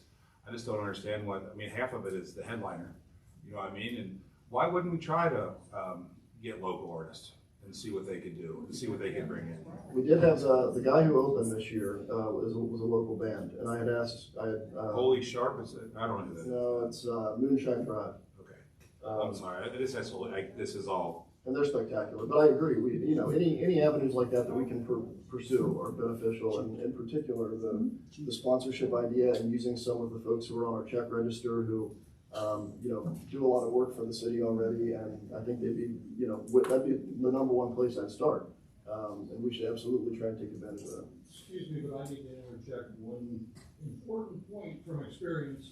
The events in September, you don't book the act or book your headliner. You need to do it now. Like now. Well, it depends. It depends if it's local or if we're going nationwide. Yeah, it depends if we're going local or nationwide too, right? So I would like to see this event dumbed down a little bit, maybe cut in half this year, see how it does, see what they can do with. $80,000 throws one heck of a party, guys. Do you know what I mean? So why wouldn't we think about dumbing it down, getting a chance to get locals in here, see what happens, and then see what the driving force is, and by that time next year, we will still have the engagement, Merchants and Music will still happen, we won't really lose anything, we can see what kind of revenue we can draw in to offset the cost, and then we can reevaluate next year when we actually finally get a budget, I think, at the end of June, that is in line with everything that we need to know exactly where we stand. I want to interject, you've got one of the best concert promoters in Fort Thomas, Katie Walters. She runs WEVN Fireworks. She's an expert. Mr. Kramer, get a hold of her. She knows a lot more than anybody on council, Maybe anybody iHeart, else. she works for iHeart, maybe iHeart could be. Yeah. the- I talked to Katie, I talked to Katie all the The other time. thing is, talk to Linda Sloan, she used to be on the board, and she ran a hell of a program with that. I think Mr. Bowman can attest to that. No one's With a large taking, no group one's of taking this people. away, but we have to be financially driven here. Okay, one second. No, Otto, you're actually talking over us. Okay. And we're allowing you to. Okay. Otto, no, Thank you so much. no, guys. But you've got these Please. experts in town. Brad, Thank I you so would much. be remiss if I didn't say, hey, I know. public comment is closed. So I need, Thank you. I need some guidance for this year, because normally we would have booked the act 4 months ago, and we've been holding off, so I just need. You've been holding on for 4 months, but we only talked about this a month ago. Just a quick question. You had brought it up. Who are we a few thinking of months ago. booking? And how much are they? Was there anyone I in the just need a budget. pipeline? Right now, I don't know, because right now it's dwindling, options. But I just need to know amount, so if I can stick with this year's budget, and then for the 27, we can reduce it, that's fine. If I'd you're rather gonna reduce strip it this now and not budget, reduce it next year. My concern right now is being fiscally responsible. And if you look at the plan, if you have a Merchants and Music Festival that is spending too much money for years, you keep on spending too much money for additional years? what do you mean by spending too much money? You guys have approved, we've been within I'm budget just for a saying, year. right now, when you look at, watch the news. Watch the news and look what people are saying about the finances of Fort Thomas. We talked about a roundabout, and they Or do beat you us just up. keep going business as usual? I say you tighten up a little bit, you reduce the budget. What's wrong with getting a local band, like Steph said? You find a local band, you don't have to close the thing down, but you shouldn't be, how much was is a headliner band? I know we got a good deal on Miko Moon before he got It's paid. 40 to 60,000. 40, depending on 60, who you cut get. that in half. There's It a was start. 80, wasn't it? Hey, No, he was not. We have 2 headliners here on the 2024 budget for 40 grand each. Nobody's talking about next year. We need to make sure we're good. I just think, I think the financial obligation to the city is first, and I think that we're still cutting this down from $160,000 to $80,000. I don't understand how you can't throw an unbelievable party for 80 grand. Yeah, I think 80 is high too, but I'm trying to meet everybody in the middle for this, so I understand that. I would go less, but I'd like to see what sponsorships and what can they do, you know what I mean? So I think it's easy to throw a party when the world's your oyster, you don't even have an I think unlimited. it's hard to throw a budget at something where we're not the event organizers and we don't understand what all goes into it. So- But 125,000, you can't afford it. We don't have that money I don't think it has anything to do I'm with not the saying event organization. we don't reduce it or take a look at the budget. What I'm suggesting is we speak with some of the organizers to get a better idea of what are needed and what kind of money we would need to throw at this thing. I would feel more comfortable doing that too. Well, I mean, I you know, what drives me nuts is No, everybody we're on here is here to starting make on the decisions, budget. but they want somebody else to tell them what to do. We are financially, we are looking at problems with our city. I want to make an educated decision, not based off of what number I think is good. Who organizes Merchants and Music? John Fred's gonna be mad at me if I let you talk and I wouldn't let him talk. Public He comment is talks way closed. longer. I have one question. Who is it? All right, can we? Enough talk tonight. Janet. Whoever is Janet. I nominate Devin Henry. 40,000, fine. Let's pay somebody 80. What I'm saying is, let's be responsible and not just willy-nilly do the whole thing. How much, and I don't, are you saying I'm not being responsible? I mean, that's what it sounds, that's fine, but I just need guidance on this because we have a budget that's been approved, so I just wanted council to give me some. Can we get some insight on where we think we could land comfortably on still booking a decent act, talking to whoever's in charge of getting this, and then just get some of their feedback. I agree. I don't know what. Is that something we could do? Could we put a meeting together with either? Yeah, I mean, Holly. A number of us or all of us? And Holly Sharp is who we use for booking. Well, Holly She's Sharp got is not, ideas. Holly Sharp's who we use for booking. Shannon needs to be the one to lead this meeting. She's the economic development at the Renaissance Board Director and in charge of this for years. So she should be the one to lead this. The Holly Sharp is who, of course, she's gonna want us to spend money. She books 8. Well, I think No, Shannon's but a good place to she's, start. Holly works really well with us, with the budget that we have. I mean, can I be an exception to We the could. rule on public comment? No. No. At this point, I mean, I've got 9 years years' experience in I this. understand. Okay, It's wrong, Mark. we'll go. What would be wrong, as far as my guidance, I'll just offer this up. What would be wrong with spending the next 2 weeks trying to find sponsors? Maybe you get enough money to have a bigger show than we've ever had before.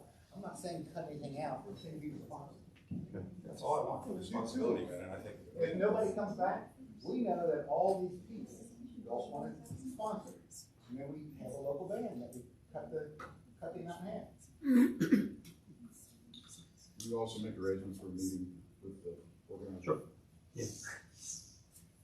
We can set up another meeting. And before this night's over, I think we do need to set a meeting for December 1st. We can. Yeah, I think we need to set a meeting for December 1st, so 60 days is up now, and I think everybody look at their calendars right now and make sure they're available December 1st. I know it's Monday. Monday at 7 p.m. Monday after Thanksgiving. 7 p.m. I'm not available. How about that Tuesday? Can we do Tuesday, December 2nd? I can do both. I'm available late Tuesday evening. 7 o'clock. That should work.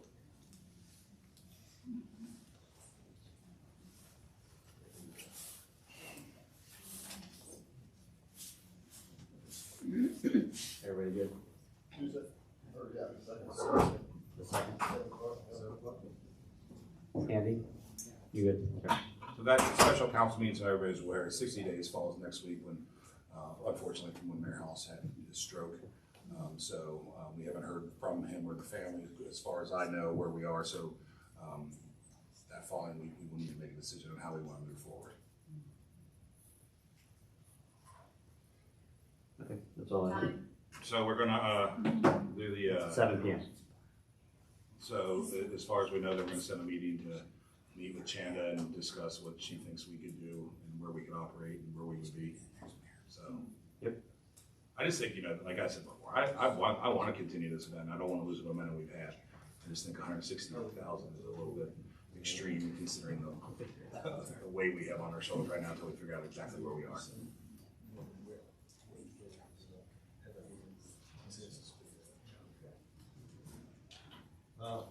Is that it? Move to adjourn. Do I have a second? All in favor, say aye. Aye.